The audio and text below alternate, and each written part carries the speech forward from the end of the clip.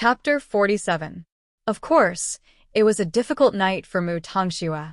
After all, she had never been scolded like that by Papa Mu. At that thought, Mu Tongxue could not hold back her cunning thoughts and asked Mama Mu tentatively, "Mommy, I'm sorry I couldn't tell you honestly about school. You must be upset, right?" "To tell the truth, dear, I was stunned when your sister told me. I couldn't believe it was you. My sister always bullied me at school. I had no other choice but to do this." Mu Tongxue's eyes reddened. "You know that I wouldn't do anything out of line. I just wanted to teach her a lesson so that she wouldn't bully me all the time. I didn't expect it to backfire. I feel bad for embarrassing the Mu family too." "That's why I don't blame you, Daddy." Mu Tongxue was right. Mama Mu only knew about it because Mu Qiqi told on her behind her back. Otherwise, Mama Mu wouldn't have noticed that she had been caught posting the diary after she jumped off a building. "Dear, please give in to Mu Qiqi when we get back to school. She doesn't listen to anyone now. I'm afraid she would hurt you even more. You're our only treasure now, and I don't want you to be hurt in any way." Mu Tongxue nodded, sitting on the bed, her face full of worry. "Then what about Sis being a mistress? I went to your aunt. Why would she admit it?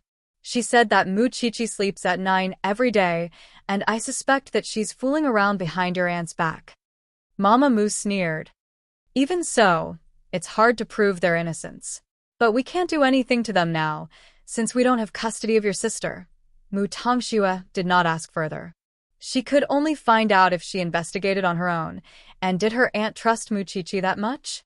Then, what if she had another part of Mu Qiqi's diary? Mu Tongxue did not believe that her aunt would remain indifferent when she showed it to her. The next morning, Mu Qiqi received a call from Sheng Xiao just as she got out of bed. She was immediately energized. "Xiao Xiao, what's up? It's so early. Are you sure you won't regret letting me decide your school?" Sheng Xiao asked her with certainty. "No regrets. Don't tell me you didn't sleep the whole night because of what I said last night?" Mu Qiqi replied. "You wish." Sheng Xiao sneered.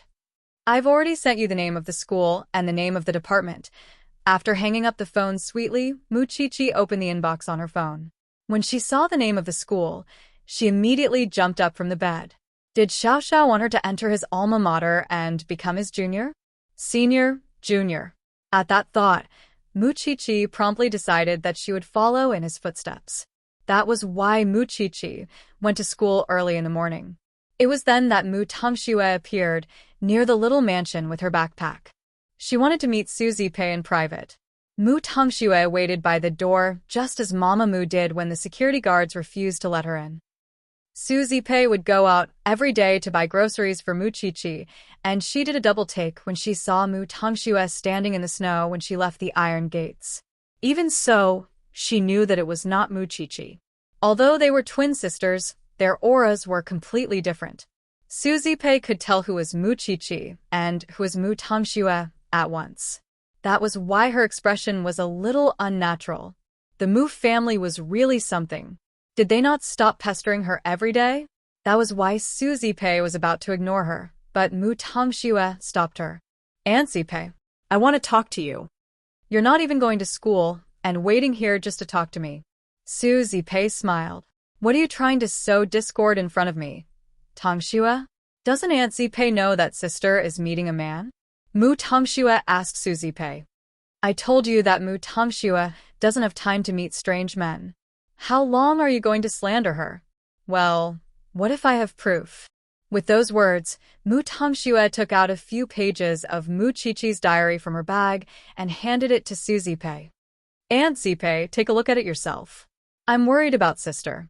Suzy Pei took the diary, but did not give Mu Tongxue any face, and promptly returned to the little mansion. Why would the Mu family not let Mu Tongxue go? Hence, Suzy Pei threw the pages of Mu Tongxue's diary into a drawer. Who would read something that violated their privacy?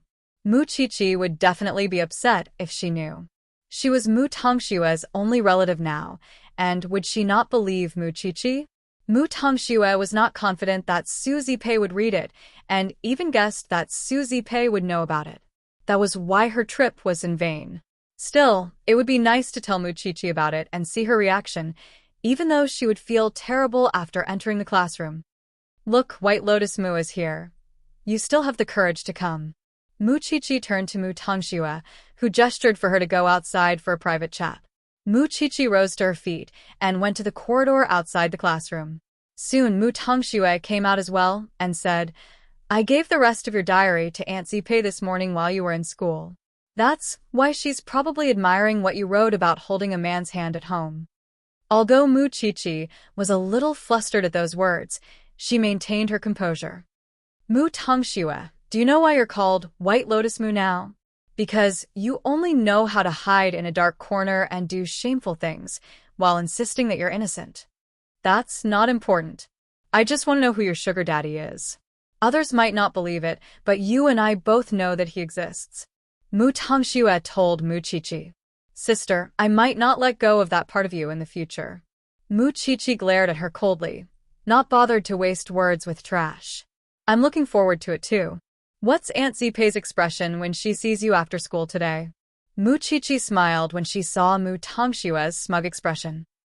She approached Mu Tongxue and said, Let's not talk about me. Let's talk about you. Mom and Dad probably didn't treat you well when they found out about your embarrassing incident at the hospital. That's how I came over. You'll have to bear it yourself from now on. I'm telling you, Uncle Mu will beat you up and your delicate body you have to take care of it or you won't be able to take a beating. Chapter 48. Right now, Mu Tongxue was having a hard time getting anything out of Muchichi. Even if she had lost in reality, Muchichi would not just stand by and watch as Mu Tongxue made a fool of herself. At worst, both sides would suffer. Her classmates were very disdainful of Mu Tongxue's return, since anyone would hate a snitch. Chi-Chi, let me tell you a secret.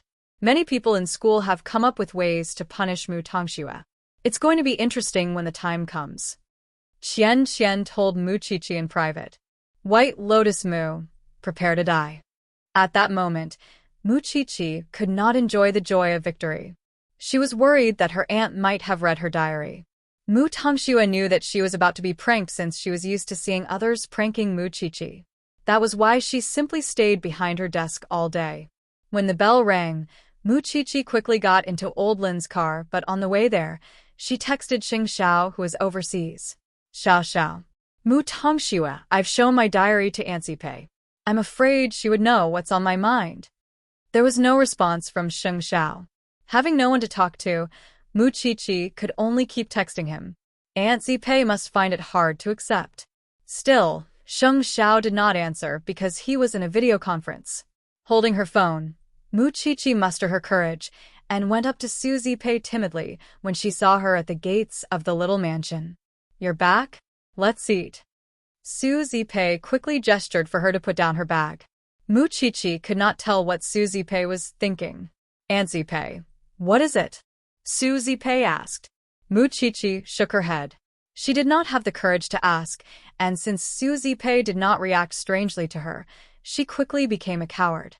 It's nothing. After eating, Muchichi went upstairs and sneaked into Su Zipei's room while she was tidying up in the kitchen to see if the diary Mu Tongxue mentioned was inside.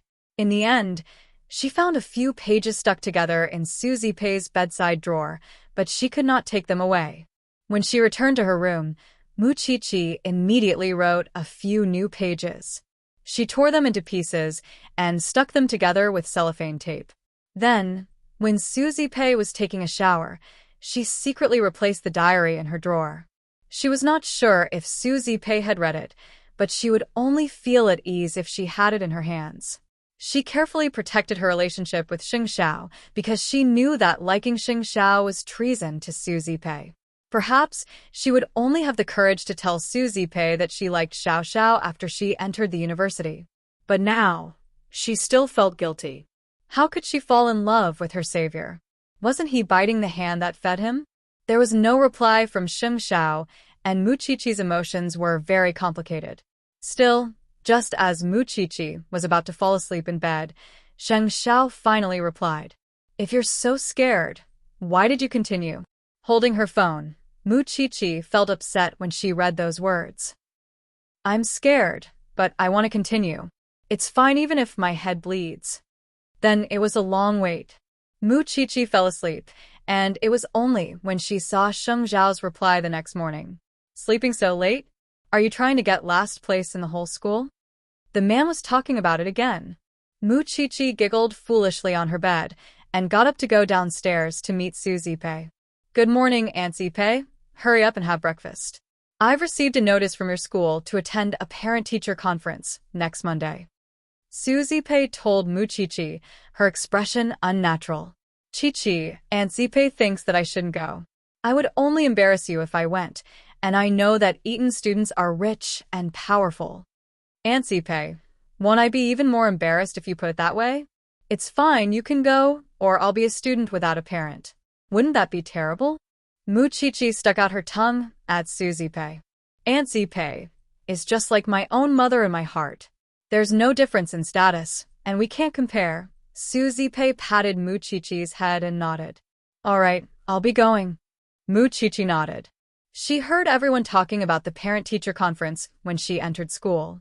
The semester was about to end, which was why it was customary for parents to be concerned about their children's grades. In fact, it was a competition in disguise. Which family in Eton did not have mountains of gold and silver?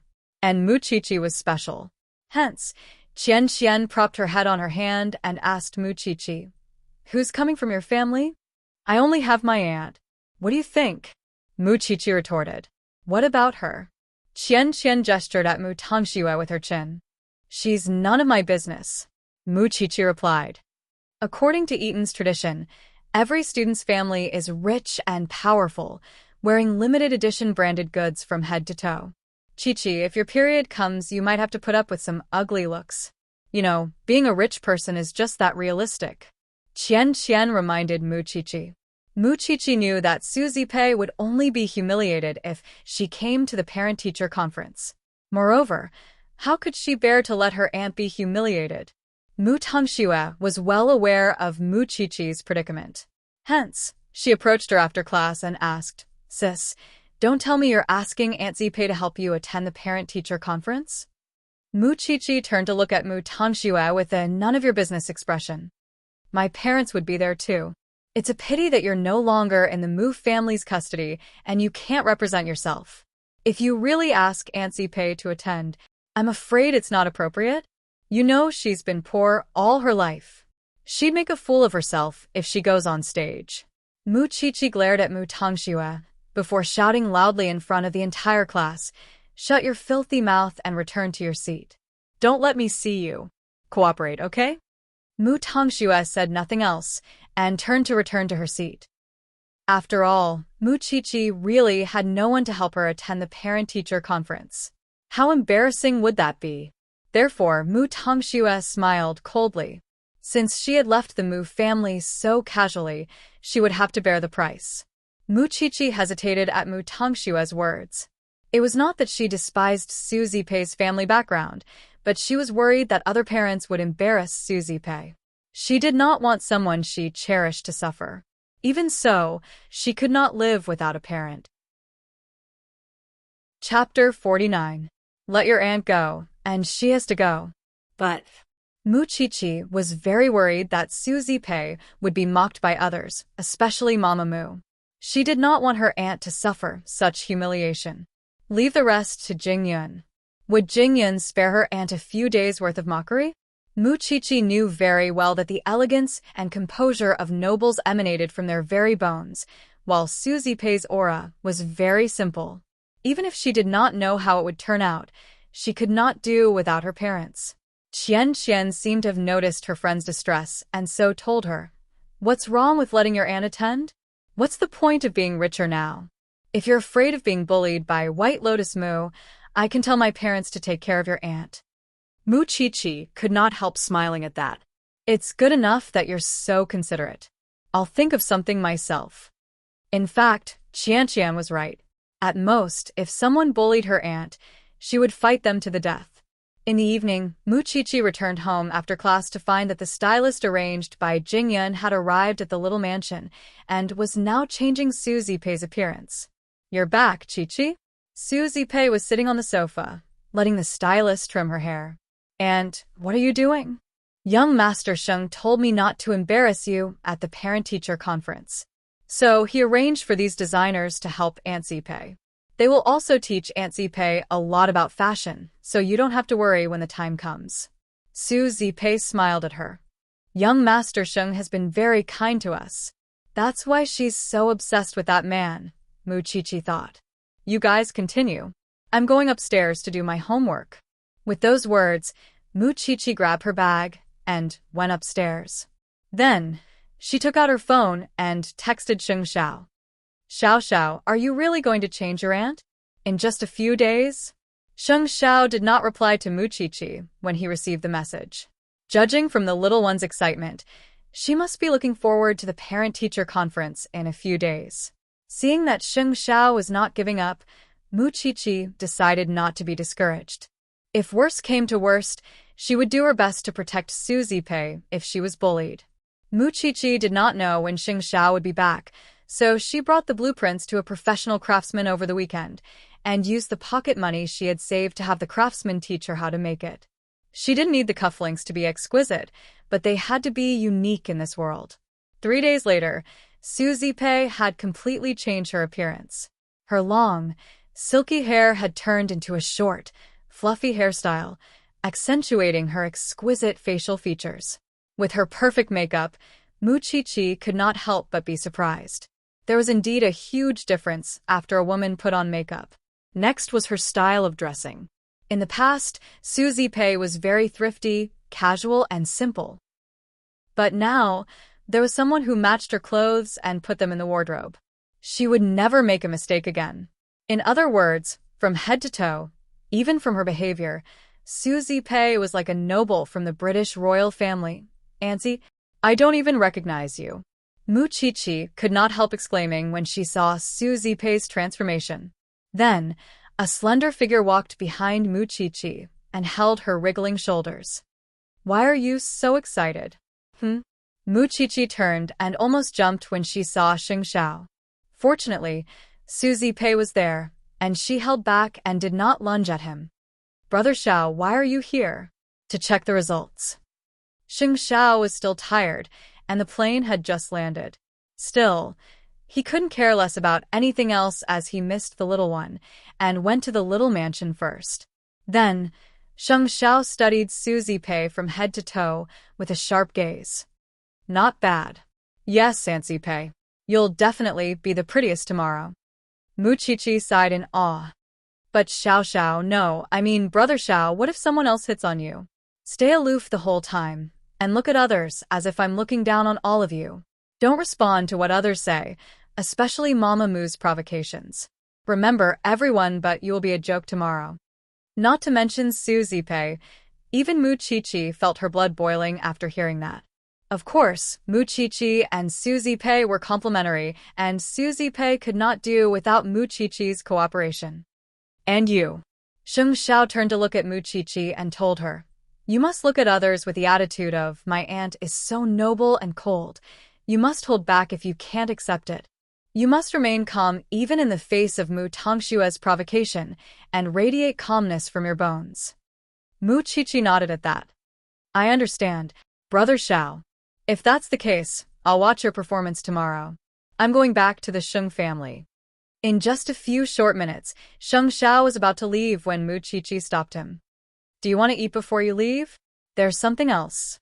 Sheng Xiao said, and mouthed to Mu Qiqi, see you tonight. Mu Qiqi nodded, and did not stop him. I'll see you out. Save your strength for the parent-teacher conference tomorrow. With those venomous words, Sheng Xiao turned and left. Mu Qiqi wanted to see Sheng Xiao at all times, but he was really too busy. Young Master Sheng is such a good person. It must be hard on him to take care of us alone when he's so busy. I only hope that he could find a beautiful young lady and live happily ever after. Mu Qiqi couldn't help asking Su Zipe at that. Aunt Zipe, what kind of girl do you think Brother Xiao is suitable for? Su Zipe thought about it and shook her head. I really can't think of anyone who would be good enough for young Master Sheng. Mu Qiqi was both happy and sad at that. After all, she was too ordinary, while Sheng Xiao was too dazzling. She was not even sure if Xing Xiao liked her, or if he was just teasing her on a whim. On his way home after leaving the small mansion, Xing Xiao ran into Jing Yun, who was waiting for him. "Young master, the banquet is about to start, and there are many young ladies here tonight. It seems that the chairman is looking for a partner for you young masters and ladies." "I don't care. You know my taste," Xing Xiao told Jing Yun. "I'm leaving halfway through the banquet. Help me think of something." "Understood, young master." Chapter 50. At the celebration banquet, the chips clashed and goblets clattered. Xing Xiao sat in a corner bored, completely unwilling to join such a boring and time-wasting gathering. When Papa Xing saw that Xing Xiao was sitting in a corner, he gestured for a few single girls to come over and strike up a conversation. Many of the socialites had the heart but not the guts. One of them, a voluptuous young lady from the Jiang family, walked up to Xing Xiao ostentatiously, intent on challenging the legend of aristocratic circles. "Young Master Xing, do you mind if I sit beside you?" Xing Xiao opened his eyes and glanced at her. There was a teasing smile at the corner of his mouth. "Compared to a hill, I prefer a flat plain. I wonder if Miss Jiang has heard of the phrase, big breasts without brains?" Miss Jiang did a double take, a flame abruptly burning in her eyes. "Young master, Xing doesn't seem to care about women." "You're wrong. There's still someone who catches my eye." "Who is it?" Xing Xiao smiled and stood up from the sofa. He said to her, "I'm going to do something exciting with her now. Are you coming with me?"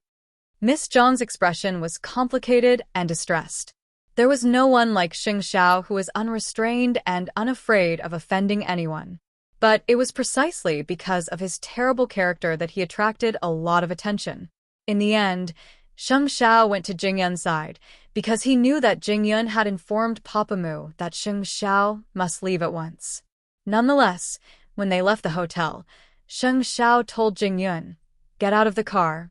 Young master, even if you're going to see Miss Mu Qiqi, you still have to take care of things or I'll be troubled." Jing Yun's excuse for having Xing Xiao come out was that there was an emergency that Xing Xiao had to deal with immediately. Xing Xiao said nothing and simply waved at Jing Yun, gesturing for him to go home by himself. After that, Xing Xiao drove to the small mansion and sent his little one a text message when he got downstairs. Moments later, Mu Qiqi jogged into the car, the fragrance of her body still lingering in Xing Xiao's nostrils. Still, it was much more relaxing than the expensive perfumes that women wore, and Xing Xiao couldn't help putting his hand on Mu Qiqi's shoulder. "It smells so good. Use this from now on and don't change it." Mu Qiqi knew at once when she saw his retro black suit that he had come from some big occasion. "Are you not busy?" Xing Xiao retracted his head and said proudly, "Then I'm leaving. Don't go." Mu Qiqi quickly grabbed him. "It wasn't easy for me to see you. Aren't you afraid of your aunt?" Xing Xiao glanced sideways at her and asked. "I'm scared, but I can't control my heart either." "Your heart is already under my control," Xing Xiao told her directly. When Mu Qiqi heard that, she immediately lowered her head and muttered, "What about your heart?"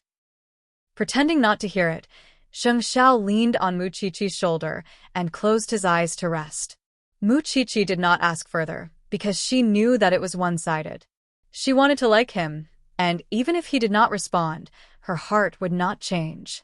After a long while, Xing Xiao spoke again. "Don't forget your past and your dreams because of me." Mu Qiqi was a little disappointed at that, but she quickly took out a small gift box from her pocket and gave it to Xing Xiao. "This is for you." "What is it?"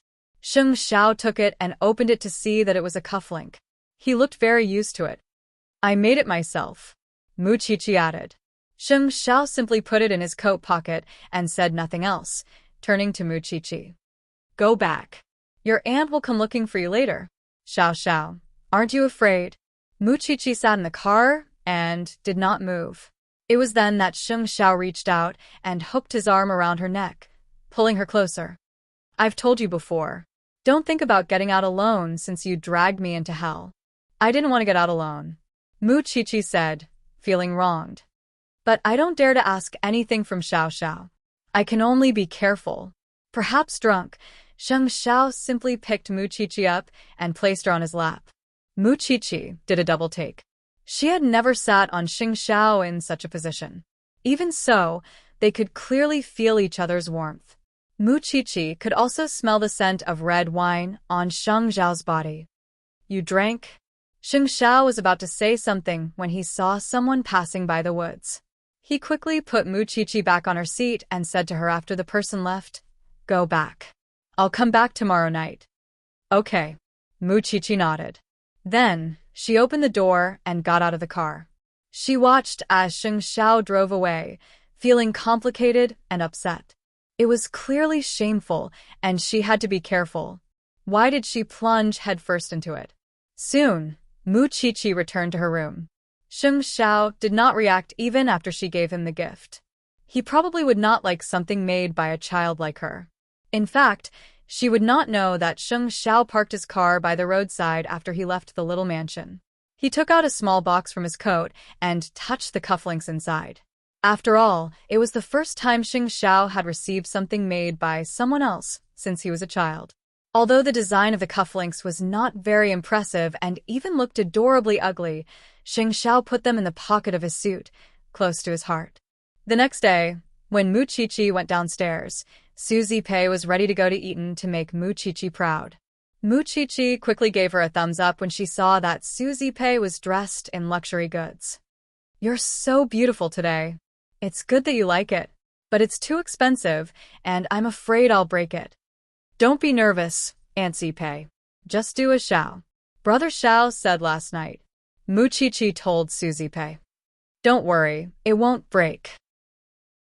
Suzy Pei smiled and poked Mu Qiqi's nose. "Don't worry.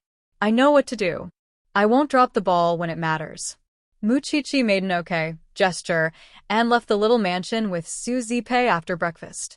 Even old Lin was impressed by Suzy Pei. "You're very beautiful today, Miss Su." Suzy Pei smiled at old Lin as Xing Xiao taught her. That was how one's temperament came to be. Soon, they got into the car.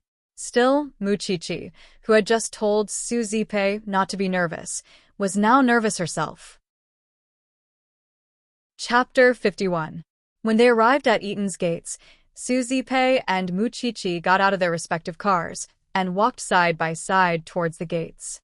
The designer had trained Suzy Pei on how to walk properly, and though it was only for a short time, Suzy Pei remembered the essentials. In short, she had to walk with her head held high, and posture was very important. It was the most direct expression of a woman's dignity. Mu Qiqi looked around to observe the attention of the students and found that they were staring at Suzy Pei from time to time. There was no mockery in their eyes, but amazement. Even the principal, who was passing by, noticed Suzy Pei and Mu Qiqi's footsteps when he saw them walking past him. "Are you all right?" Suzy Pei quickly asked Mu Qiqi when there was no one around. Mu Qiqi smiled and gave her a thumbs up. Suzy Pei held Mu Qiqi's shoulder, and they arrived at the gates of the classroom. Most of the students and their parents were already there, including Mu Tongxue and her mother, who had wanted to wake up early to watch Mu Qiqi make a fool of herself. Who knew? Mama Mu was shocked when Suzy Pei entered the classroom wearing a black coat and holding a diamond-studded handbag. She could not believe her eyes. Suzy Pei was younger than most of the parents present, and a few years younger than Mama Mu herself. She was certainly more eye-catching than Mama Mu with her meticulous dressing and outstanding presence. "Swear, is that your aunt?" Mu Tongxue nodded and turned to her mother. "Yes, Mommy." "I can't believe it." Mama Mu's chest was overflowing with indignation. Mu Qiqi deliberately observed the mother and daughter's expressions and sneered. Sometimes, she could not help but wonder if she was born from her aunt and had nothing to do with the mother and daughter. Qian quickly approached Mu Qiqi when she saw her at her seat. "Your aunt is so beautiful. What are you afraid of?" "That's because you haven't seen how shameless some people are. I'm afraid that my aunt will be bullied." Mu Qiqi answered Qian quietly. "Don't be afraid. Mommy and I are on your side." Hence, while everyone was waiting for their parents, Mama Mu quickly went to Suzy Pei and told her, "Look, my sister looks extraordinary after dressing up." Even so, Suzy Pei simply ignored Mama Mu. She simply held Mu-Chi-Chi's shoulder and chatted happily with both of them. Utterly embarrassed, Mama Mu could only return to Mu Tongshue's side. That was when the other parents around them couldn't help laughing. After all, Su Zipei never even looked at Mama Mu. It was Qianqian's mother who asked, "The bag in your hand?" Mama Mu sneered at the side. After all, Su Zipei was a fat man who had been beaten up. He was only putting on a show. Perhaps he had even borrowed the bag, or bought a fake one. How would he know the origin of such an expensive bag? Even a noblewoman like her who had been married to a rich family for many years would not be able to recognize those famous brands. However, Mama Mu did not expect that. Su Zipei smiled at him and then said, "That's right. The Queen of England once mentioned something similar. There are only two in the world. One is in the Queen's house, and the other is in my hands." "Oh my God, it's beautiful." Su Zipei lifted the bag and told Qianqian's mother, "Do you want to take a look? Is it really convenient?" Qianqian's mother was flattered. "Of course," Su Zipei said as she handed her purse to him. Qianqian carefully took it and flipped through it. Then Mama Mu said, "Why not? It's all fake." "Fake? To tell the truth, my sister wouldn't be able to afford such a bag with her status," Mama Mu interrupted. How could a woman who lives in the slums and who has to deal with bedbugs afford such an expensive handbag?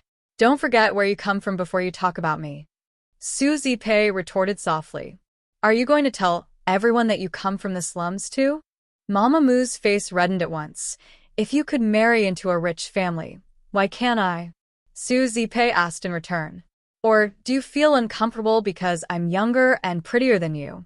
Mama Mu's face turned from crimson to red. "Well, which rich man did you marry, Aunt Zipei? We could visit him some other day." Mu Tongxue quickly helped her mother out of the predicament. "There's no need for that since we don't know each other that well. But a few months ago, wasn't my uncle still a hooligan who owed money everywhere and never returned it?" "What? Do I have to ask for your opinion before I remarry?" Su Zipei asked in return. "I thought that the Mu family wouldn't be so arrogant after not seeing each other for so long. I didn't expect that you're still pushing me so hard. Is that how your family has been taught?" The other parents watched as the two exchanged blows as if they were watching a show. Of course, the others could tell that Mama Mu had been causing trouble for Su Zipei. She was simply mocking Qianqian's background. Qianqian's mother, however, had the same temperament as Qianqian and could not bear to see someone she liked being bullied. She quickly said, "Since Madame Mu says that this is a fake bag, please tell me if you recognize it." Mama Mu was left speechless at that. Although Mama Mu had married into a rich family for many years, Papa Mu had always been strict with her. She was only responsible for taking care of her husband and children at home and had no time to study such things. What she recognized were merely the branded ones she often used. "It seems that you don't know, Madame Mu.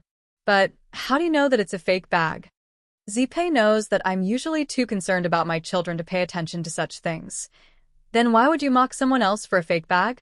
Qianqian's mother challenged Mama Mu. Mama Mu stuttered, unable to answer. That was when Su Zipei smiled and stopped arguing with Mama Mu. In that very moment, Mama Mu wanted to dig a hole and hide in it because it was too embarrassing. Mu Tongxue felt as if she had lost all face. Meanwhile, Mu Qiqi looked around for Papa Mu. Mu Tongxue had said that her parents would be there. But where was Papa Mu? It was weird that Papa Mu would attend such an event for Mu Tongxue, but Mu Qiqi knew it very well. As for Mu Tongxue, she should have understood what it meant to be oppressed by force, right? Today's event was one such example. Mu Qiqi loved her aunt too much.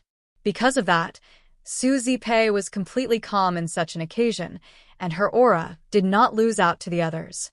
It did not matter if she lost face or not, but she loved seeing her aunt dazzling like that. Xiao Xiao was really amazing. He could actually turn something rotten into something magical. Chapter 52. Soon, the teacher entered the classroom. After exchanging greetings with the parents, other than communicating with them on how to guide their children in choosing a major and how to ease their children's nervousness, he also said something very important, and that was the guaranteed admission. The teacher's gaze was clearly on Mu Qiqi when she mentioned the words guaranteed admission. Her current results, as well as the important mathematics competition awards that she had won, were enough for her to qualify as a guaranteed student. Qiqi, it seems that the teacher has decided to recommend you, Qian whispered into her ear. I can't tell. Mu Qiqi replied. Can't you tell? With your results, it's only a matter of time before you're guaranteed a spot. No matter what, it won't be your mediocre sister's turn. When Qian said this, she deliberately raised her voice so that the mother and daughter could hear her. Mu Tongxue turned to look at Qian. There was an indescribable emotion in her eyes, but Qian stuck her tongue out at her. I'm going to piss you off if you can't get the guaranteed admission. That was the other reason Su Zipei could hold her head high in Eton. Mu Qiqi's excellent results were obvious to all. She had been suppressed before, but now, she was shining like a shining gold in Eton. On the other hand, Mu Tongxue, who had so many advantages before, could only produce mediocre results in Eton. That left Mama Mu unable to lift her head. On the other hand, Mu Tongxue was definitely inferior to Mu Qiqi in every aspect. Mommy. I'm sorry. Mu Tongxue apologized to Mama Mu insincerely. It's my fault. I've embarrassed you. We'll talk about that later. Mama Mu had suffered enough today. Su Zipei alone had already upset her, and now there was Mu Qiqi as well. It was clearly the same upbringing, but when Mu Qiqi was in the Mu family, she could be said to have done all sorts of evil deeds. But after leaving the Mu family, she actually became so outstanding. Wasn't this a harsh slap to her face? Yes, Mommy. Mu Tongxue knew that she was at a disadvantage today, so she did not want to say anything else. Soon, the whole class was discussing about the guaranteed admission and how beautiful Mu Qiqi's aunt was, completely disregarding the Mu family's mother and daughter. Mama Mu could not stand such contempt and could only find an excuse to leave the parent-teacher conference before it was over. Qian snorted when she saw Mu Tongxue sprawled on the desk all alone. White Lotus Mu deserves it. At that, Mu Tongxue resented her mother for abandoning her in such an occasion. Mu Qiqi didn't say anything. She just held Su Zipei's right hand tightly. The relationship between them was self-evident. They were even closer than mother and daughter. After the parent-teacher conference, Mu Qiqi and Su Zipei were invited to the school office because he wanted to discuss the recommendation with Mu Qiqi. Qiqi, based on your current results, you will definitely be able to get into Enchanting University. However, you might not be able to choose your faculty. Are you willing to go? Enchanting University. Mu Qiqi was stunned when she heard the name of the school. Although Su Zipei's eyes were full of anticipation, Mu Qiqi still shook her head. Teacher, I want to take the exam myself. I want to choose my own faculty. The teacher was puzzled. Are you sure? If you miss the recommendation, it might not be that safe for you to take the exam yourself. Teacher, I just want to achieve my goal through my own hard work. Mu Qiqi answered firmly. If you don't like Enchanting University, where do you want to go?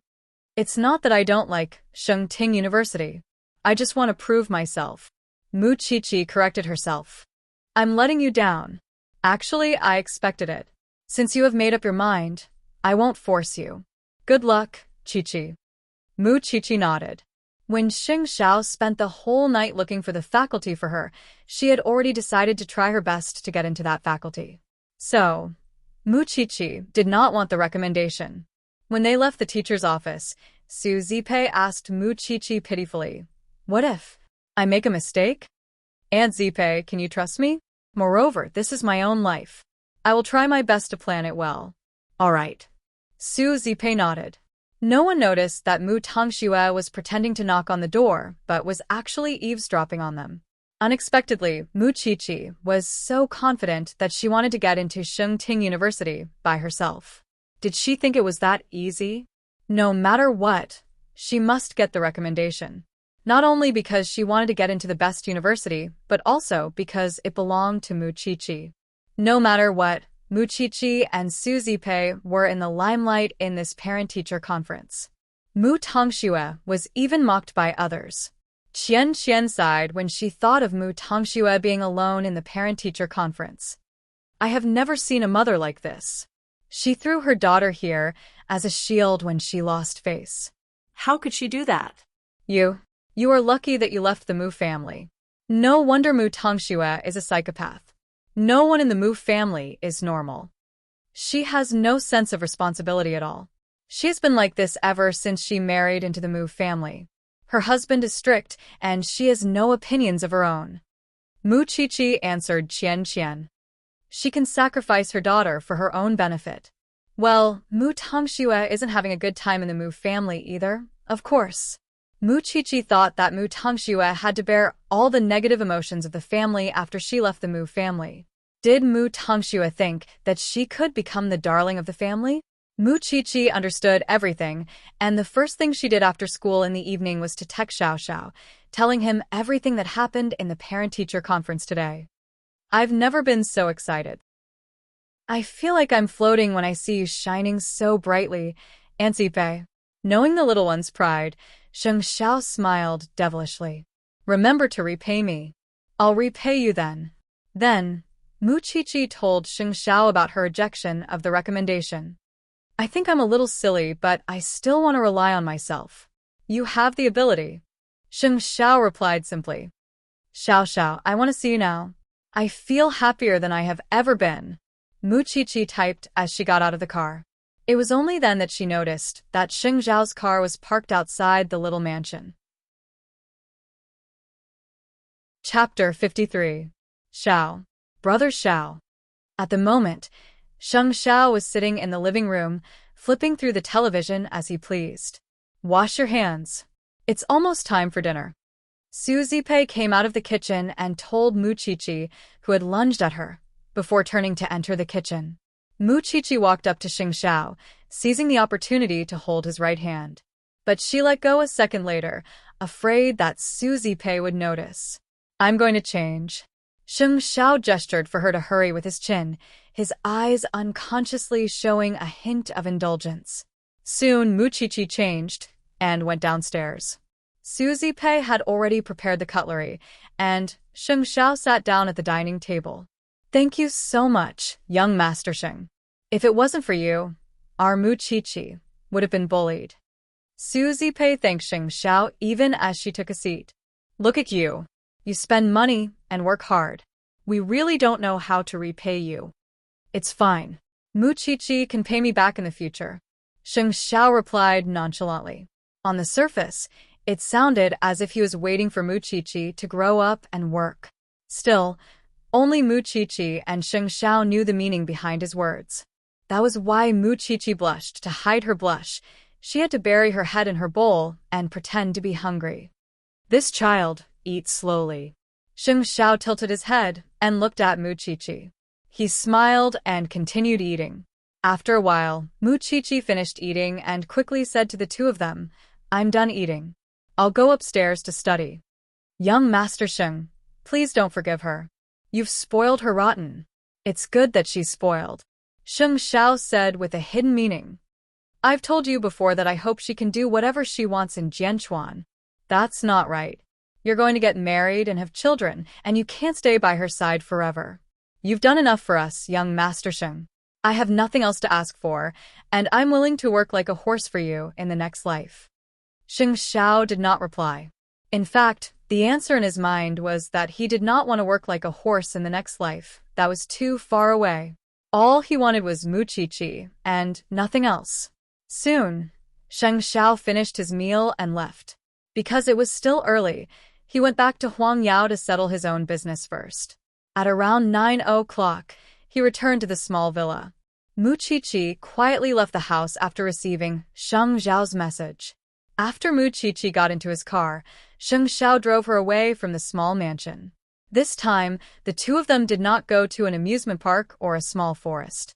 Instead, they went to the highest peak of Jianchuan to watch the night view. She could only sit in the car because it was too cold, but she was very excited to be able to overlook all of Jianchuan. Xiao. Sheng Xiao did not say a word. He simply carried Mu Qiqi and placed her on his thighs. Mu Qiqi sat on him and wrapped her arms around his neck. Neither of them said a word, as if they were enjoying the intimacy of the moment.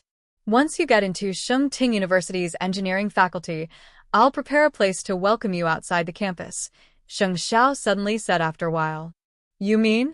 Although Mu Qiqi understood, she could not believe it. So, she wanted to confirm it again. I won't repeat myself. Sheng Xiao was not that patient. Is that a promise to me? Mu Qiqi mustered her courage and asked Sheng Xiao. Can I take it that way? Sheng Xiao moved closer to Mu Qiqi so that she had no chance to escape. He stared into her eyes and said, Do you think you can still run away? I'm not running away. But do we have to live together in university? Sheng Xiao could not help laughing at Mu Qiqi's words. Mu Qiqi was head over heels for him. Live together? What's in your head all day? Mu Qiqi felt that she was being teased. She turned her face away and ignored Sheng Xiao. Sheng Xiao was about to let go of her, but Mu Qiqi quickly clung to him. I was wrong, all right? Xiao. I just can't believe it. I don't even dare to think about it. I want to be by your side so much, but sometimes I feel that it's a dream that's impossible to realize. You're already on the way to hell.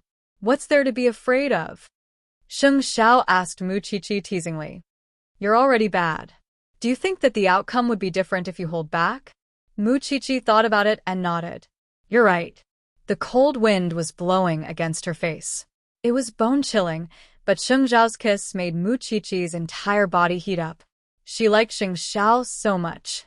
She was so infatuated with him that she wouldn't have any complaints even if she had to go to hell for this moment. Soon, Sheng Xiao brought Mu Qiqi back to the little mansion. If anyone had noticed Mu Qiqi's lips, they would have known what she had done just now. However, Mu Qiqi was not so lucky this time. She had sneaked into the house and did not notice Su Zipei standing by the kitchen door. It was only when she went upstairs that she heard the sound of the door closing downstairs. Mu Qiqi's heart raced. Could Su Zipei have seen her coming out? Mu Qiqi quickly called Sheng Xiao. Xiao, Aunt Zipei seems to have seen me coming home. Would she find out about us? Why did you come out to meet me if you're so afraid of being found out? Xiao. Mu Qiqi begged Sheng Xiao softly. Sheng Xiao had no choice but to tell Mu Qiqi. Go to sleep. I'll think of something. Mu Qiqi nodded. Although she was destined to have insomnia that night, she could not think of anything with her brain. Su Zipei had indeed seen Mu Qiqi carefully entering the house with her own eyes. She was shocked and remembered what Mu Tongxue had told her about a man who often brought Mu Qiqi out and bought her all sorts of things. Could Mu Qiqi really be hiding something from her? At that thought, Su Zipei quickly took out the diary pages from the bedside table and read through them. But she did not find anything out of the ordinary after that. Although Mu Qiqi mentioned a boy from time to time, it was just as Mu Qiqi had told Su Zipei. It was all boys in school. Still, who was Mu Qiqi meeting when she sneaked out just now?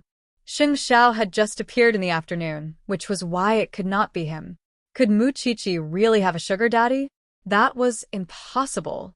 Su Zipei knew that she would not be able to get anything out of Mu Qiqi, which was why she pretended that it never happened. Meanwhile, Mu Qiqi was calm the next day. Xiao had told her that she must not feel guilty even if something was exposed, or it would be the same as admitting it. Morning, Aunt Zipei. Mu Qiqi appeared no different from any other day when she came out of her bedroom. Chapter 54. On the other hand, both Mu Tongxue and Mama Mu were keeping quiet after their embarrassment at the parent-teacher conference yesterday. None of them had the courage to tell Papa Mu, since Mu Tongxue's results were not presentable, and Mama Mu was humiliated at the conference. When Papa Mu asked, Mu Tongxue told him about the recommendation. After all, the teacher did not announce who the student was, and she overheard Mu Qiqi refusing the recommendation when she was outside the teacher's office. That was why Mu Tongxue hinted that Papa Mu could help her fight for the spot. Even if her grades were not the best, she had won many awards. If the teacher was not biased, it would not be too difficult for her to get the recommendation. Of course, Papa Mu had to communicate with the school first. Papa Mu nodded as he sipped his coffee. I promised to go with you to the parent-teacher conference yesterday, but I broke my promise because of work. To compensate my obedient daughter, I'll definitely help you with a recommendation. It's an honor for the Mu family. Papa Mu promised Mu Tongxue himself.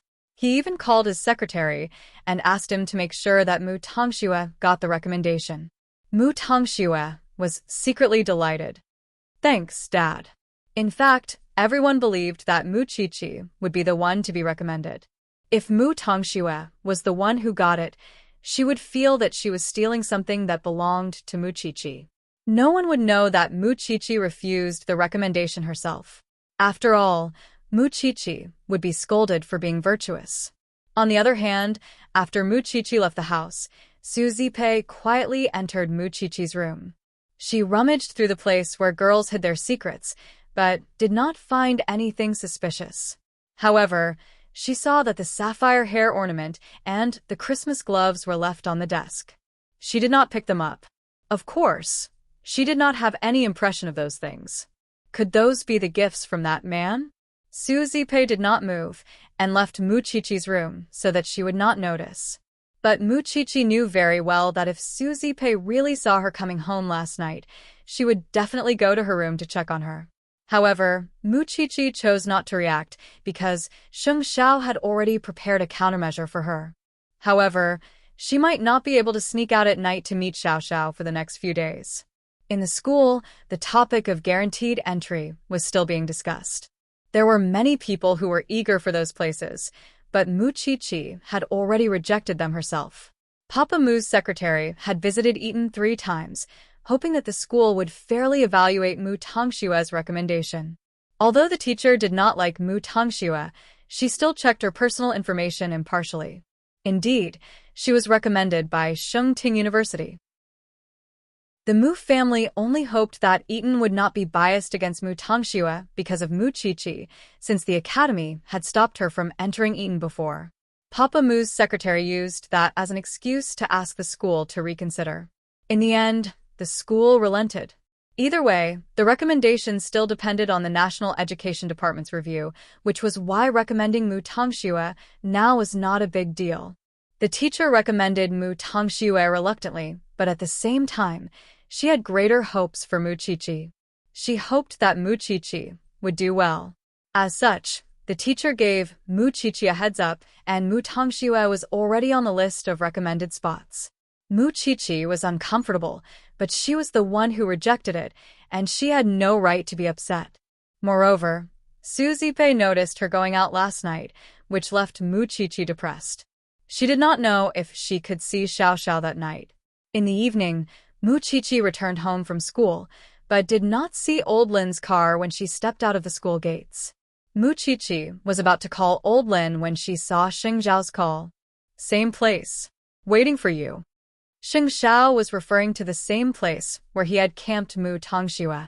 Mu Qiqi promptly ran there and got into Sheng Xiao's car when no one was looking. Xiao Xiao, where's Uncle Lin? I've talked to your aunt. I'm taking you out for dinner tonight.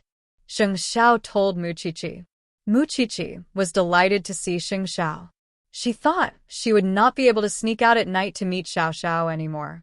Moreover, when Sheng Xiao mentioned that he was taking Mu Qiqi out at the small mansion, Su Zipei had specifically asked him if he knew about Mu Qiqi's sapphire hair accessory. Sheng Xiao explained, it's the one she wore to the birthday party on her 18th birthday. Su Zipei thought about it and realized that it was true. Then I've misunderstood. Su Zipei murmured. Young Master Sheng, did you notice that Mu Qiqi was in contact with someone other than you? No. With that, Sheng Xiao drove away from the small mansion and headed towards Eton. And Su Zipei did notice it. Even so, Su Zipei did not suspect that it was Sheng Xiao. In fact, she hoped that Sheng Xiao would bring Mu Qiqi around more often, because that would prevent her from meeting random people. Where are we going for dinner? Mu Qiqi appeared excited. Did you know? I thought I wouldn't be able to meet you tonight. Sheng Xiao brought Mu Qiqi to their usual spot, the revolving restaurant in the amusement park. In the VIP room, Mu Qiqi promptly sat beside Sheng Xiao. Xiao Xiao, give me a hug. Sheng Xiao reached out and placed her on his thighs. Mu Qiqi promptly wrapped her arms around his neck and refused to let go. I've worked hard all day just to hug you and absorb your energy. Sheng Xiao ignored her and continued to put food in his mouth. Mu Qiqi quickly said at that, "Don't eat. Wait for me." Sheng Xiao did not say a word. Instead, he simply cupped Mu Qiqi's head and sent the food into her mouth with a kiss. Mu Qiqi's face was burning, but she was enjoying the sweetness and ambiguity between her and Sheng Xiao at the same time. She was simply addicted. Then, Sheng Xiao leaned Mu Qiqi back on the table and kissed her until they couldn't breathe. Stroking Mu Qiqi's swollen lips, Sheng Xiao said longingly, "I wouldn't have let you go so easily if you hadn't gone to university." Mu Qiqi understood what he meant and said, "I can do it now." Chapter 55. Mu Qiqi looked at Sheng Xiao from the side, her heart overflowing with happiness at the man she liked to the marrow of her bones. "By the way, Xiao Xiao, my teacher told me that the school has given Mu Tongxue a recommendation." Sheng Xiao turned to look at her at that. "Are you sure?" "Yes." Sheng Xiao said nothing else, and focused on his meal, occasionally feeding Mu Qiqi some food he had cut from his plate. Spoiling this little thing made him feel happy all over. Although the little one was still young and her temperament was uncertain, and her liking might just be temporary admiration, Sheng Xiao did not intend to play around. The little one was not going anywhere for the rest of her life. After dinner, Sheng Xiao went to the washroom. In fact, he had called Jing Yun and told Eaton to cancel Mu Tongxue's recommendation no matter what. Even if his Qiqi did not want it, Mu Tongxue had no right to take advantage of it. After dinner, the two leaned against each other and watched the night view of the amusement park. Sheng Xiao's exhaustion seemed to have faded away as well, and he was completely relaxed. He was a man who should be attending high-class banquets, but he seemed to prefer staying by his little one's side. Because he knew that right now, he had the brightest time and the best of her life. Soon after nightfall, Mu Qiqi had to return to the small mansion. Although she could not see Sheng Xiao at night, she felt energized after the kiss just now.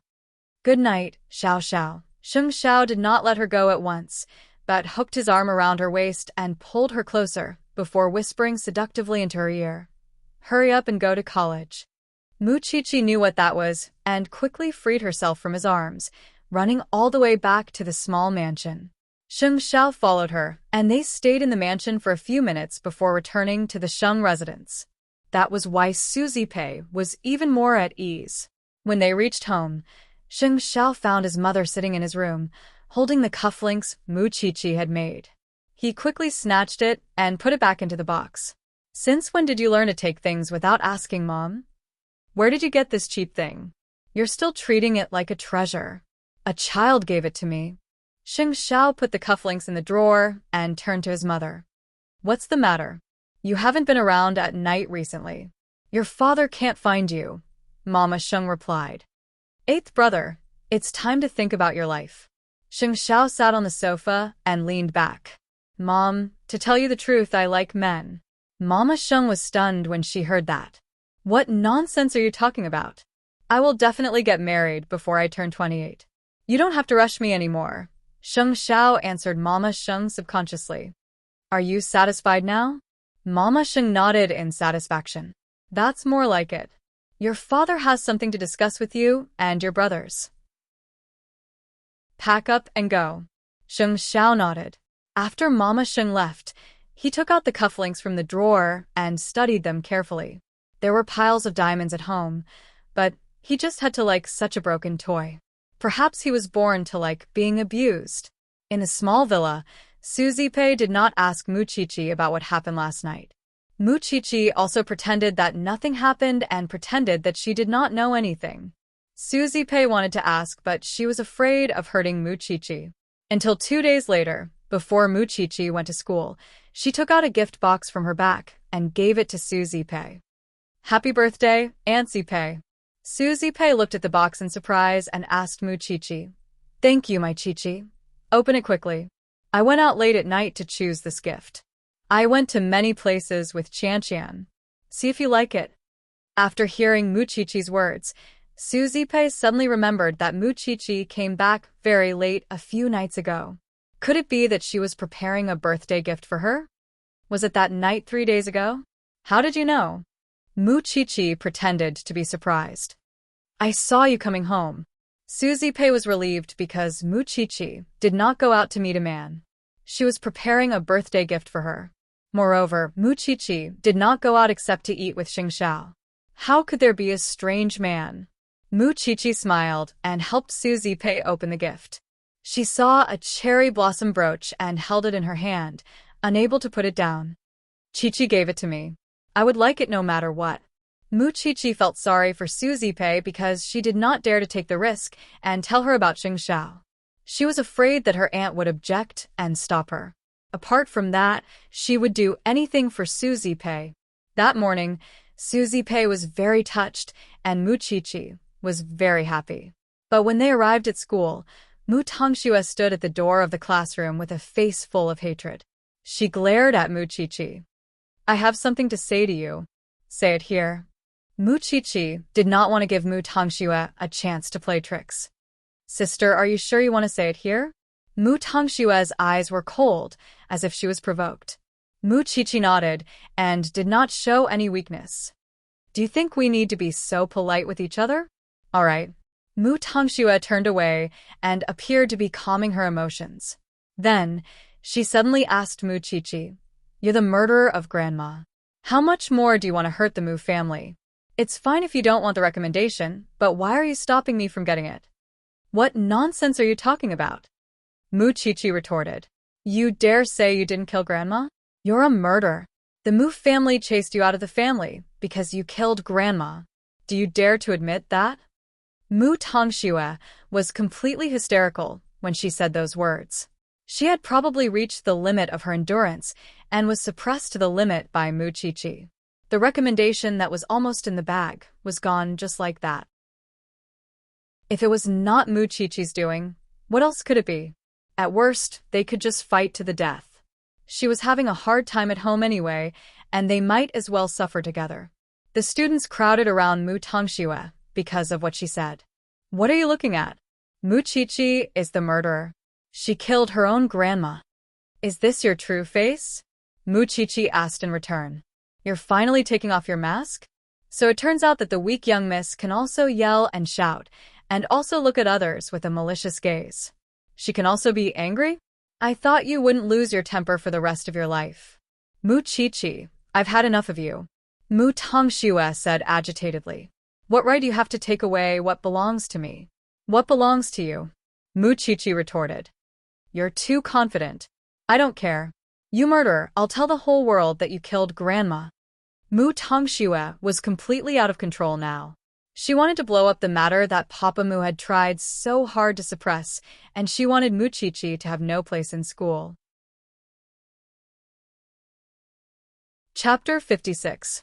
However, Mu Tongxue clearly did not think about what would happen to her next. Papa Mu had paid a heavy price to keep the matter under wraps, but now that Mu Chi-Chi had made it public as she pleased, it was clear that she had been left helpless by Mu Chi-Chi's repeated counterattacks. That was why causing Grandma's death was the only move she could use against Mu Chi-Chi.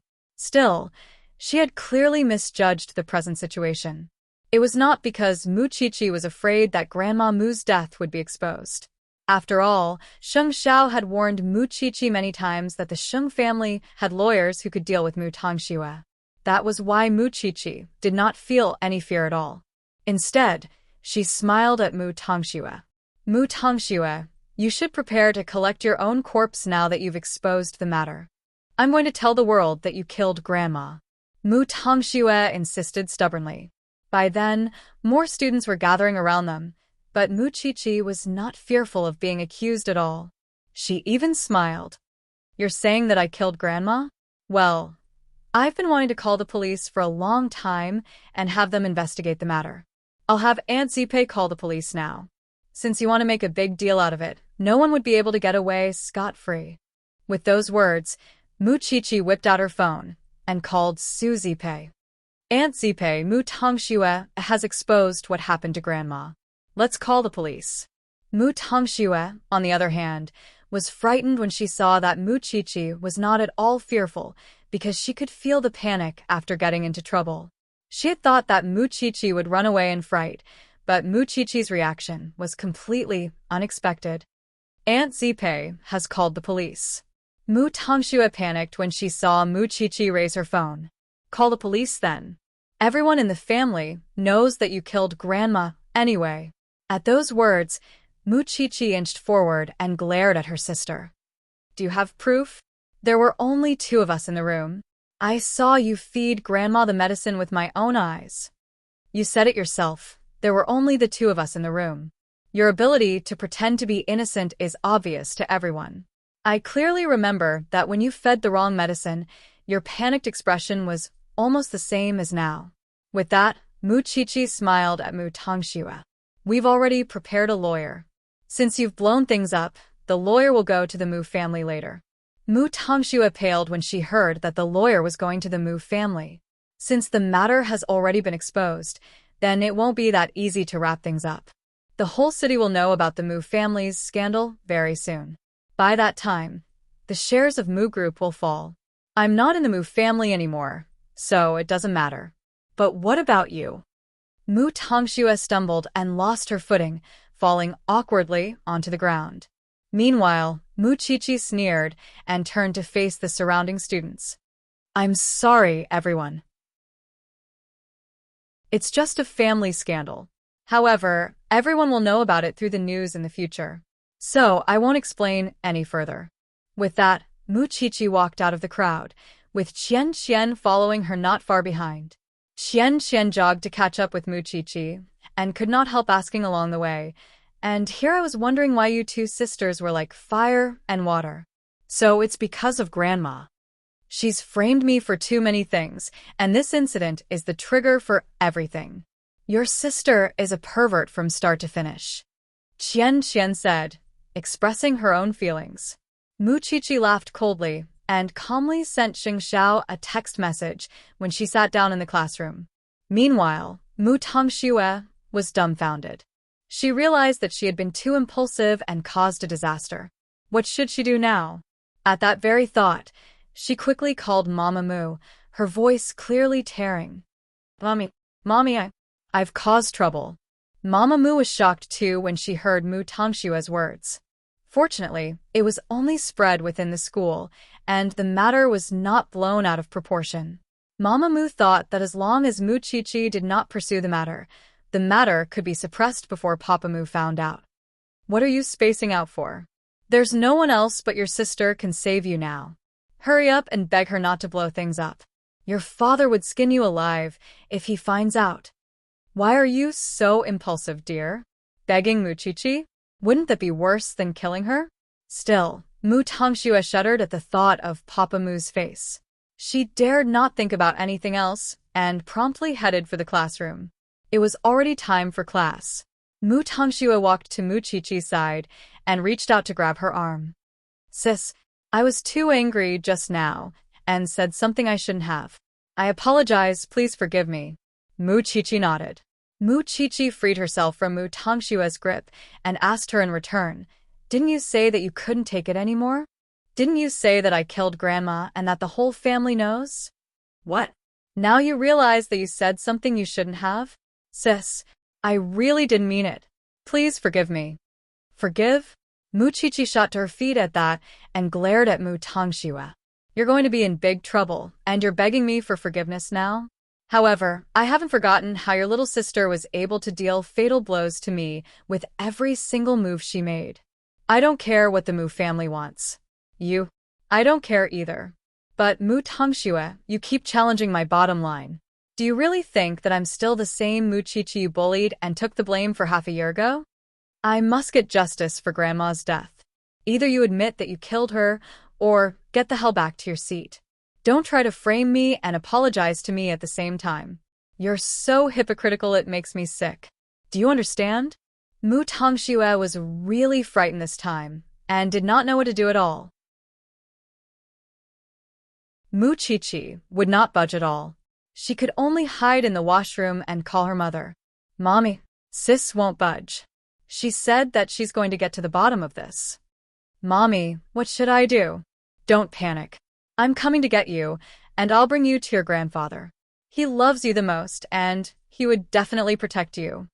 After the call, Mu Tongxue could only hide in the washroom, not daring to show herself because she had a guilty conscience. Mama Mu soon arrived at school and found Mu Qiqi in class unscathed.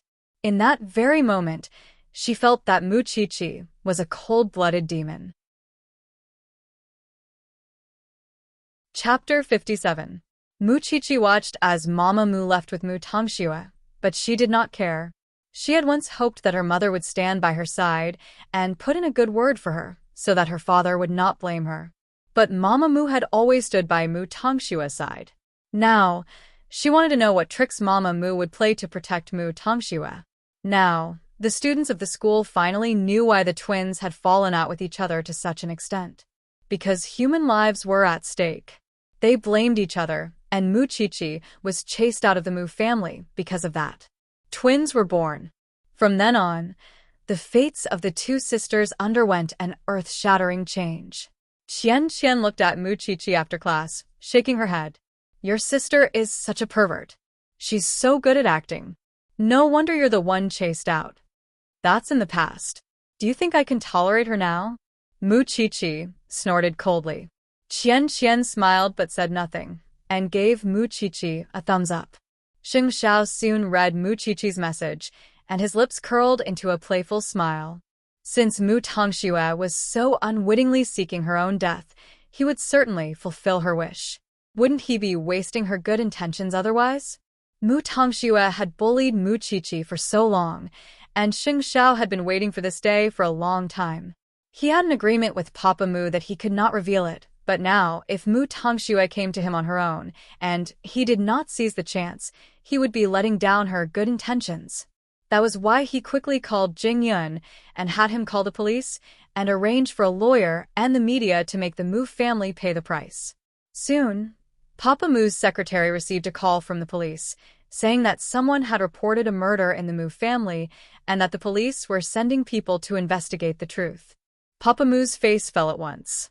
He rushed back to the Mu family without stopping, only to find that the police and the lawyer sent by Jing Yun were already waiting at the gates.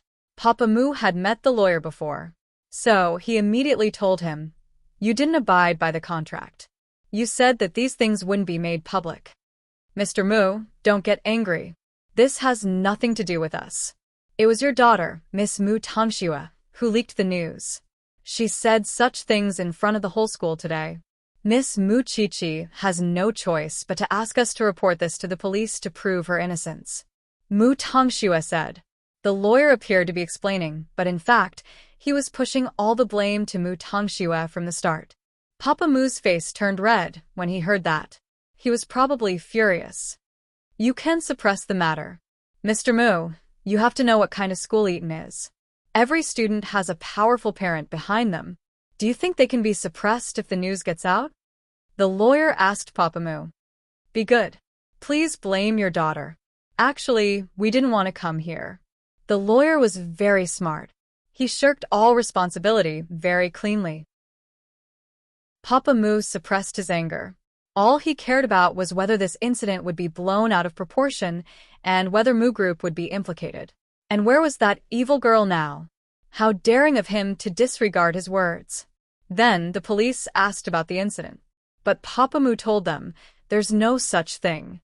It's just a child's joke." "That won't do. What if your daughter slandered Miss Mu Qiqi in public again? What should we do then?" The lawyer did not let it go. "If you can't cooperate, Mr. Mu, we can only send you a subpoena." The lawyer meant that he would have to go to the judge anyway. He would not let the matter go so easily. Furious, Papa Mu called Mama Mu right away. "Why aren't you back yet? Bring that little bitch back. Look at what she has done." Mama Mu was trembling when she received the call.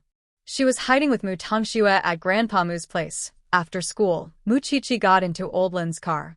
She hugged Susie Pei when she got home. "Auntie Pei, good girl. You've suffered." Susie Pei could not help sighing. "Can I go out with Brother Xiao tonight? I want to know what happened to the Mu family and how Mu Tongxue is now." Mu Qiqi begged. "I'll come back before midnight to celebrate your birthday with you. Silly girl. I've already received your gift.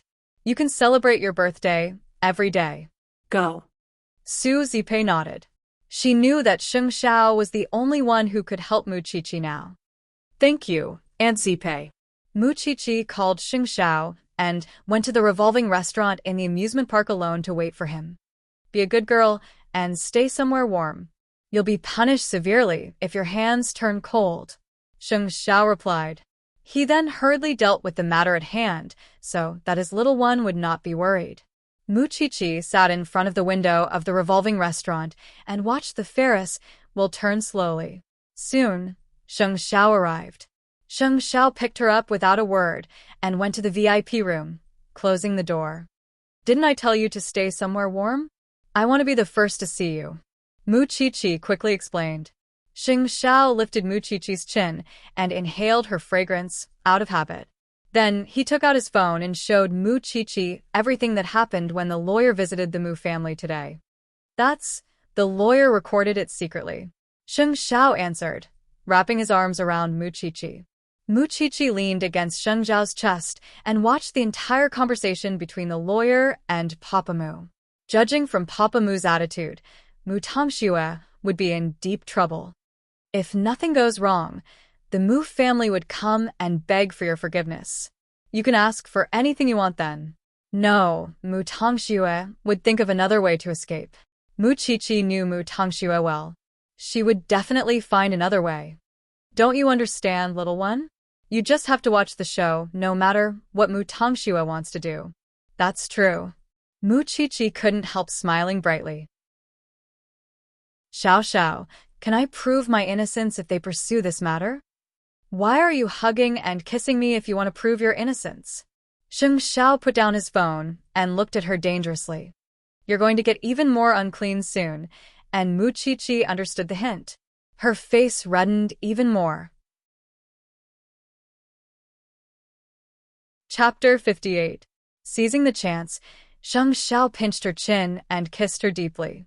Then, he let go of Muqiqi so that she could breathe freely. If it weren't for the fact that you're still a little thing, the place I've brought you to wouldn't be a playground. Sheng Xiao never hid his desire in front of Muqiqi.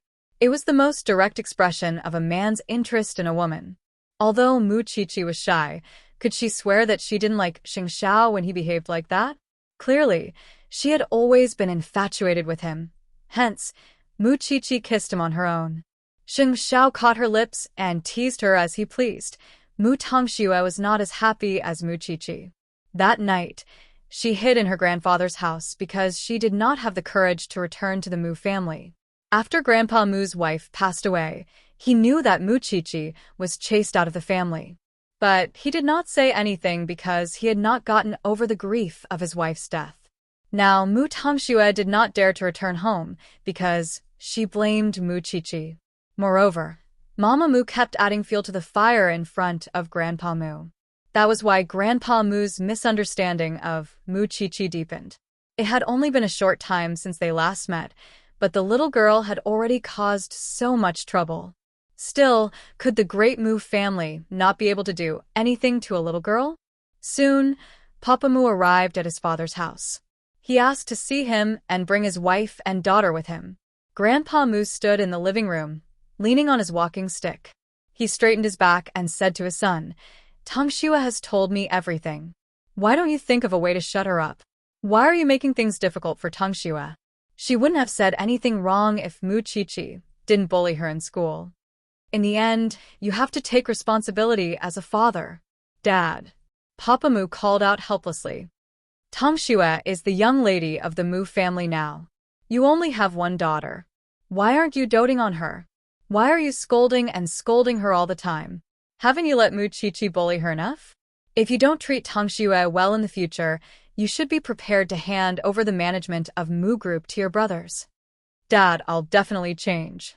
Papa Mu quickly lowered his head and admitted his mistake. As for Muqiqi, she is an outsider now that she has left the Mu family. As Mu Tongxue's father, you should stand on her side. How could you let an outsider benefit? Papa Mu was implying that whatever Mu Tongxue did wrong, it was all Muqiqi's fault, because his family would never be in the wrong. Papa Mu understood what Grandpa Mu meant. He even promised that he would watch his words from now on. He would never hit or scold Mu Tangxue again. Also, why do you need to be polite when dealing with outsiders? Grandpa Mu hated Mu Qiqi because his beloved wife was killed by Mu Qiqi. At least, in his stubborn mind, he preferred to believe in Mu Tangxue, whom his wife loved since she was young. Mu Qiqi leaving the Mu family and going against them only proved that Mu Qiqi was an ingrate through and through. She did not deserve to be treated kindly by the Mu family at all. That was why he told Papa Mu directly, "You don't have to be polite with outsiders. There's no need for me to teach you how to deal with a child, right?" There's no need for that, Dad. Then bring your wife and daughter home. I'll hold you responsible if Mu Group's shares drop because of Mu Qiqi. Papa Mu could not disobey Grandpa Mu. He could only bring Mu Tangxue and Mama Mu home with a dark face. Although he did not scold them verbally, he gave them the best warning. If you go out and cause trouble again, I don't care if you are hiding in Dad's house or not. You will be kicked out of the house just like Mu Qiqi. I'll let you go this time, but there won't be a next time. Mu Tangshue's face was pale. Fortunately, Papa Mu did not do anything. Mama Mu protected her daughter. After they entered the room, she told Mu Tangxue, "It's all right, Shuer. Grandpa helped us." I really hate my sister. Why is she always haunting me? Why does she always snatch everything from me? Mu Tangxue hugged Mama Mu and sobbed in her arms. She was scared out of her wits today. Papa Mu would have attacked her if Grandpa Mu was not there. Mama Mu was full of resentment towards Mu Qiqi. Since she had left the Mu family, she should not go against the Mu family. Otherwise, everyone would suffer. Don't be afraid, Shuer. Mommy will think of a way for you. Now, the Mu family was the passive party. And Mu Qiqi wanted to get to the bottom of the matter. That was why Papa Mu had to find Mu Qiqi so that the Mu family shares would not be affected. Whether it was through threats, manipulations, or other means, he would not let a little girl like Mu Qiqi turn the world upside down. Therefore, when Mama Mu returned to her room, Papa Mu suddenly asked her, "Mu Qiqi, are you depending on your sister now?" Yes. Mama Mu nodded. What about Zipei? Perhaps she would learn to be obedient if she has no one to depend on. Papa Mu did not say what he was going to do, but it was clear that he was going to do something to Zipei. However, the Mu family did not know that they were not only dealing with Mu Qiqi and Zipei. Xing Xiao was also behind them. That night, as usual, Mu Qiqi stayed with Xing Xiao until late at night before returning to the little mansion. Su Zipei was worried about the Mu family's reaction. Meanwhile, Mu Qiqi showed Su Zipei the recording Xiao Xiao had given her as a sign of completion. Su Zipei had been worried that the Mu family would play dirty against Mu Qiqi again. After all, Mu Qiqi was just a child, and the Mu family were all on Mu Tangshue's side. Qiqi, I have a feeling that the Mu family would be fooled by Mu Tangshue's tears unless you could prove that Mu Tangxue was the one who killed your grandmother. Think about it. The whole family loves Mu Tangxue and hates you. Now that you've blown things up, the Mu family would hate you even more. Aunt Zipei, I'm not worried at all that the Mu family would do anything to me. I have you and Brother Xiao now. Mu Qiqi told Su Zipei determinedly. You know that Mu Tangxue was the one who started so many incidents. This time, I won't let her get away with it so easily no matter what. Chapter 59. Aunt Zipei, Brother Xiao wouldn't abandon us. Mu Qiqi told Su Zipei confidently. She was completely unaware that Papa Mu had made Su Zipei a target. Papa Mu had learned from Mama Mu about Su Zipei's daily schedule and where she would go for groceries. That was why he had arranged for someone to stalk and harass Su Zipei. His methods were unorthodox, but they were usually enough to deal with women. Old Lin was there to fetch Mu Qiqi to school. Moreover, Mama Mu had tried to snatch Mu Qiqi away before, which was why Old Lin was very guarded against such things. That was why it was not easy for Papa Mu to do anything to Mu Qiqi. Mu Qiqi went to school the next day. When she arrived, she heard from her classmates that Papa Mu had personally sent Mu Tangxue to school and was now in the teacher's office. Mu Qiqi had already guessed that Mu Tangxue could escape Papa Mu's scolding.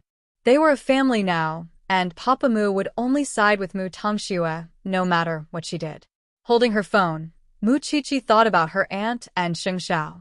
At the moment, it was her entire world, and both worlds could collapse at any moment. But so what? As expected, Mu Qiqi was called into the teacher's office again. But this time, Papa Mu was not as arrogant and cold as before. Qiqi, I've discussed it with your father. It wouldn't be good for both you and Tongxue to blow up the matter regarding your grandmother. That's why we think it's best to minimize the problem. The teacher adjusted her spectacles and told Mu Qiqi. You're right, Qiqi. Tongxue didn't mean it, and we shouldn't bring it up now that it's over. You and Tongxue are about to take your exams, and it's better to focus on preparing for them. Papa Mu agreed with the teacher. I really want to focus on my exams, but Mu Tongxue wouldn't let it go. If I let her do it, who's going to care if she blabbers again? Mu Qiqi said stiffly. Moreover, since it's legal proceedings and the police have been called, let's do as they say. It's fine if you believe Mu Tongxue. I'll let the police investigate. Your grandmother has passed away for so long. There's no need to pursue this matter any further. You were chased out by your own parents, and you say you won't pursue the matter? That's too easy, Mu Qiqi insisted. All these years, you've always sided with Mu Tongxue and never treated me fairly. If that's the case, I'll find justice myself. Qiqi, stop fooling around. The teacher was getting anxious. Your exam is more important now. It's fine, teacher. Since she wants fairness, let her pursue it. As long as she doesn't regret it, it's fine. I'll be troubling you to take care of our Tang Shui. With that, Papa Mu did not continue the discussion with Mu Qiqi. He was not here to discuss it with Mu Qiqi anyway. Therefore, he got up and left the school. Then, the teacher looked at Mu Qiqi and couldn't help sighing. Qiqi, don't get your life wrong. The most important thing for you now is to get into an important school and not compete with Mu Tongxue in those aspects. Teacher, you're not the one who's being framed, but your parents clearly trust Mu Tongxue more than you do. Have you ever thought that they wouldn't stand on your side? If you go to court, wouldn't they stand by Mu Tongxue's side and accuse you? A daughter who was chased out was abandoned like an old shoe. Don't you get it? Even if you prove your innocence, it would mean nothing to your parents because they adore Mu Tongxue more. They would tolerate her no matter how many wrongs she has done. You would always lose when it comes to your parents. You have to work hard and be more useful than Mu Tongxue in the future. You would create more value than Mu Tongxue, and only then would your parents truly regret it. I really want to ask why there are such parents in this world when I see you like this. But there are such parents in this world. Didn't you see the news? There are mothers who would dismember their daughters into dozens of pieces. What's more, they would abandon you. At those words, her teacher put a hand on Mu Qiqi's shoulder and told her, Listen to me. Teach Mu Tongxue a lesson while your parents can still negotiate. Don't overdo it and keep a low profile. There are still many chances in the future. You're an adult now, Qiqi. Mu Qiqi was moved by her teacher's words. She knew that her teacher was truly thinking for her own good, and that if she continued to argue with Mu Tongxue about the culprit, both of them would suffer in the end. Moreover, the Mu family might come up with more devious tricks to deal with her and her aunt. Still, she was very unwilling to accept the fact that Mu Tongxue had accused her of her grandmother's murder in front of the entire school. Was there really no way to find evidence for this matter? Mu Qiqi had many thoughts on that day, especially when she saw Mu Tongxue. Their eyes met, and the hatred between them was so obvious that even bystanders could feel it. Still, Mu Tongxue did not bother Mu Qiqi that day, and the two acted as if the other did not exist. Still, when Mu Qiqi returned home from school, she noticed that her aunt's expression was not good. Aunt Zipe, what's wrong? Are you not feeling well? No, you must be seeing things.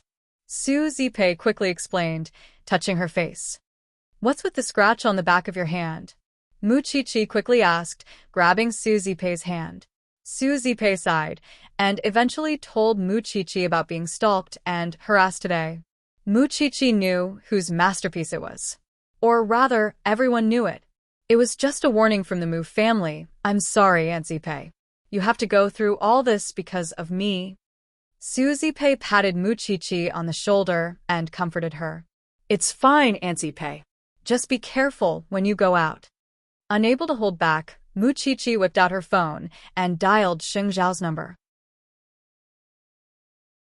Brother Xiao, I want to see you. Xing Zhao could hear the aggrieved tone in Muchichi's voice over the phone and promptly told everyone in the meeting, "The meeting is over for today. We'll continue tomorrow." Everyone looked at each other, but none of them could do anything about the crown prince and could only watch as he rose and left the meeting room. It would be weird if he was in the mood for a meeting when his little one was being bullied. Therefore, Xing Zhao drove straight to the little mansion. Meanwhile, Muchichi and Suzipe were sitting in the living room, both of them looking terrible. What is it?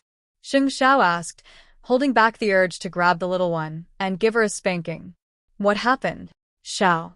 Brother Xiao, I don't want to pursue the matter of the murderer anymore. I don't have the ability to retaliate, and all I can do now is cause Aunt Zipe pain. That is why I agree to the Mu family's suggestion to minimize the problem, but I have one request. Are you sure? Xing Zhao asked in return. When I grow up and have the ability, I will make the Mu family regret what they did today. And now, my only request is to get Mu Tongxue out of my sight. Brother Xiao, help me become strong. I beg you. Chapter 60. Come out. Xing Zhao did not say anything else, but ordered Muchichi. Suzipe knew that Muchichi's emotions were unstable right now, and she trusted Xing Zhao. That was why she let Muchichi follow him. He would definitely be able to comfort her. So, Suzipe pushed Muchichi's shoulder and told her, "Go. Talk to young Master Xing." Muchichi got up from Suzipe's side and followed Xing Zhao. They got into Xing Zhao's sports car one after the other, and soon the car left the little mansion. It was getting late, and the streetlights were already lit up on both sides of the road. Xing Zhao brought Muchichi to the revolving restaurant, and when he entered the VIP room, he pressed her down on the wooden table and glared at her. Don't be Xing Zhao's woman if you show such a pitiful expression. Muchichi was stunned. If you give in so easily, would you agree to anyone who threatens you to leave me in the future? I'm not. Muchichi quickly denied. Look at me. Xing Zhao held Muchichi's chin. Say it again. You're not? That's different. Muchichi answered firmly. Xing Zhao let go of Muchichi's hands and straightened. Is that so? But I don't really believe it now. In that instant, Muchichi mustered her courage out of nowhere and suddenly wrapped her legs around Xing Zhao's narrow waist to stop him from leaving. I won't give up on you even if I die, Xiao Xiao. Xing Zhao was afraid that Muchichi would be so easily swayed at such a young age. After all, she was the one who dragged her into hell. I won't. You have to believe me. I won't. Muchichi repeated, I won't a few times. She was also very emotional. Don't doubt my feelings for you. I'll be sad if you do. Xing Zhao picked Muchichi up and made her sit on him. Then, he stared at her little face and asked for a kiss. They kissed for a long time, so long that Muchichi could clearly feel her lips swollen. But the man did not stop and did not let her go. His warm hand even reached out to touch a certain part of her chest. Muchichi blushed immediately. The strange feeling made her flinch. You are not allowed to escape. This is your punishment. Muchichi did not dare to move. She opened her eyes and looked at the handsome face in front of her. Actually, it did not feel bad, but she was very shy. Xiao Xiao, promise me. Aunt Zipe was followed by the Mu family today. I can't protect her now. I'm worried. Are you going to suffer this loss for nothing? Xing Zhao squinted at her and asked teasingly. It's not a free meal. Just as you said, I can ask for many things. Muchichi said seriously. Xiao Xiao, there's still a long way to go. In the end, what was the reason for his anger? It was nothing more than the little thing suffering a loss. I don't care anymore. Xing Zhao heaved a sigh of relief. Although he was not satisfied with the sex just now, he said, let's go and take a look at the houses near Enchanting University. When the time comes, Decorate them according to the style you like. But there's still half a year. Muchichi felt that this man was very anxious. Half a year will pass in the blink of an eye. Moreover, didn't you just beg me to make you stronger? How much free time do you think you will have after you have all kinds of training classes? Sheng Xiao asked. He lifted her chin and said to her dangerously, You probably don't know how much I want to eat you up right now. Are you so sure that I can get into Enchanting University? I know you better than you do. Sheng Xiao said, and put Muchichi down from his arms. If he kept hugging her, he could not guarantee that he would not do something terrible to her. Muchichi took the opportunity to sit opposite Sheng Xiao. She reached out and touched her thin lips. I've bitten them. You've taken advantage of me. Muchichi lowered her head when she remembered that they still had half a year to live together. After a while, she said to Sheng Xiao, Why don't we stay in a hotel tonight? Muchichi, do you know what you're talking about? Sheng Xiao asked her coldly. It's just a matter of time anyway. Don't regret it. Did Sheng Xiao mean that he had agreed? Muchichi thought that she could just go home in the middle of the night.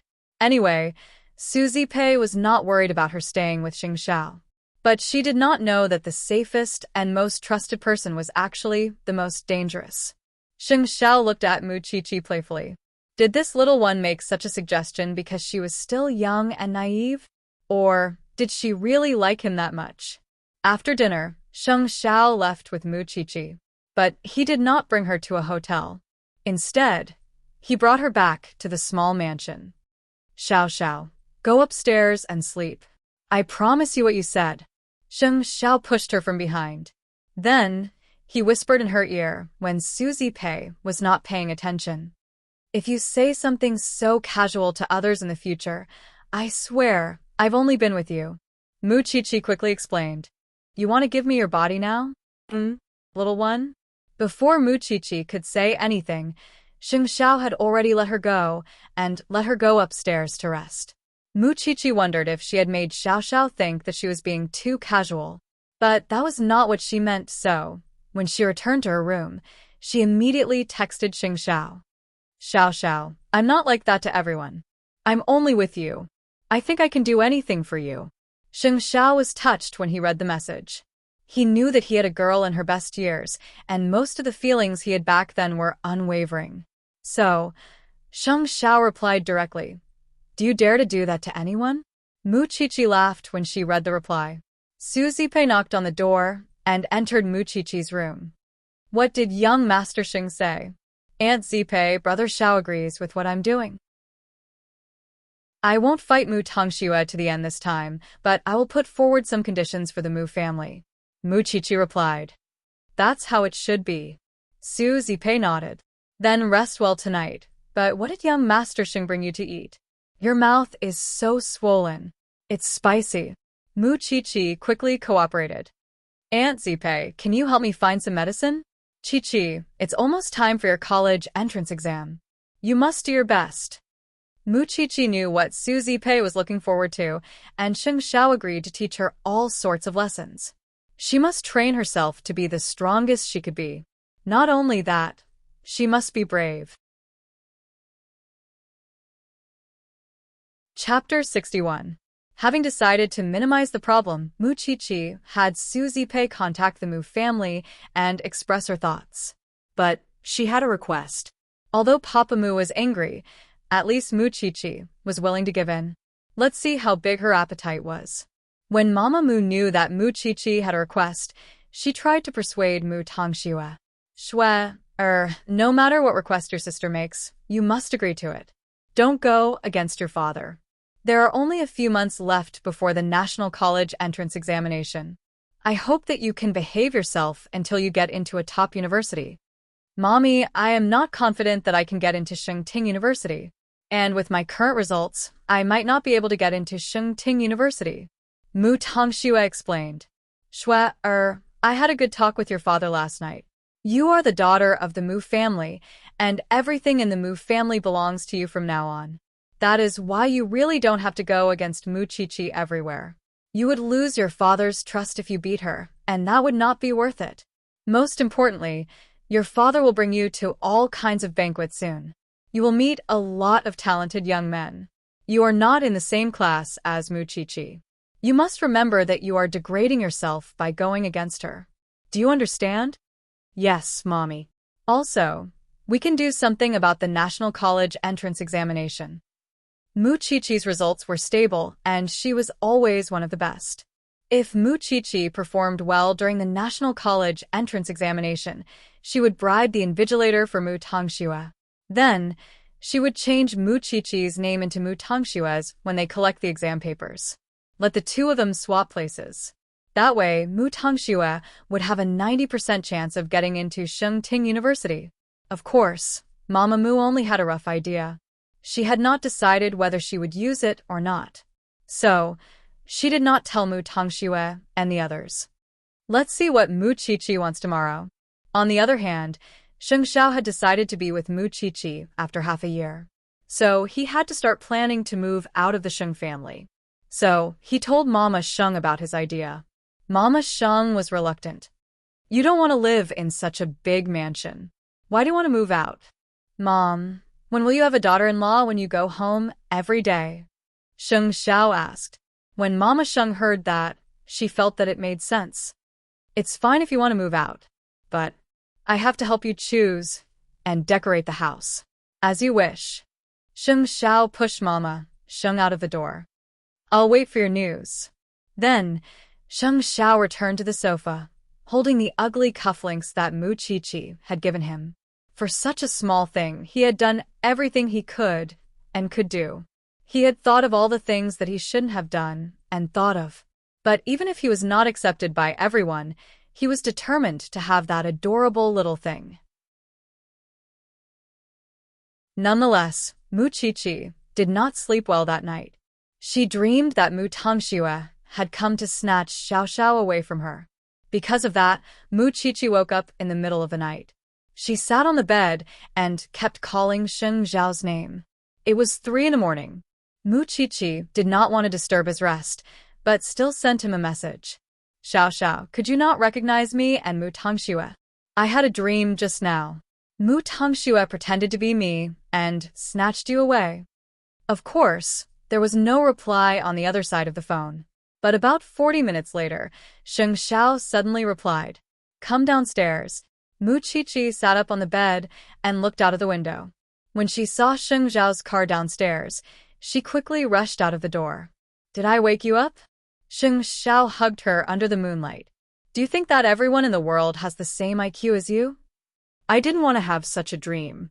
Sheng Xiao got into the car with Muchichi.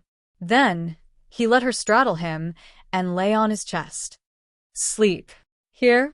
Muchichi exclaimed in surprise. You don't want to? I do. I do. Muchichi quickly answered. Xiao Xiao, tell me the truth. How did you distinguish me from Mu Tongxue? If I had a twin brother, would you not be able to recognize me? Sheng Xiao asked her in return. How is that possible? Everyone has their own unique smell. I couldn't have mistaken you for someone else. Then why are you asking me? Muchichi thought about it and came up with a compromise. Why don't I get a tattoo? That way, you wouldn't mistake me for someone else. I'll tattoo your name on my chest. This time, Sheng Xiao did not say anything. In fact, Muchichi mentioned something that interested him. Muchichi's words would fully satisfy a man's possessiveness. Still, wouldn't tattooing her name on her chest be the same as announcing it to the world? Moreover, there was no beauty to it. At that thought, Sheng Xiao certainly felt that it was time to change Muchichi's image. That was why, while Muchichi was asleep, Sheng Xiao reached out to stroke Muchichi's inky hair while thinking about how to make her tattoo look good. And where should he tattoo it? What an irresistible little thing. Naturally, Muchichi could not keep sleeping on Sheng Xiao's body. At 6 a.m, before Su Zipei woke up, Muchichi hurried home. Before she left, Sheng Xiao had told her many things to take note of about her request to Papa Mu. Since it was Muchichi's choice, he would respect the little one even if he did not agree, and did not like to force her. Su Zipei was completely unaware that Muchichi was spending the night outside. After waking up, she made breakfast for Muchichi and woke her up for school. Muchichi was in high spirits.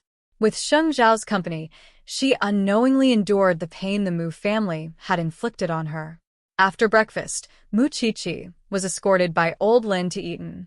Meanwhile, Papa Mu's car was already waiting outside Eton's gates.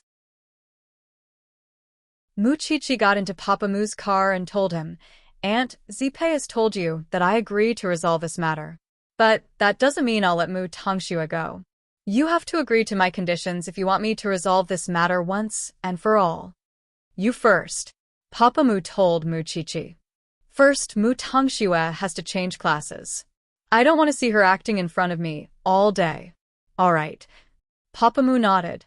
"Second, if Mu Tongxue bothers me again, the Mu family is not to interfere when I seek revenge on her. You have to sign an agreement with me." "All right." Papa Mu nodded again.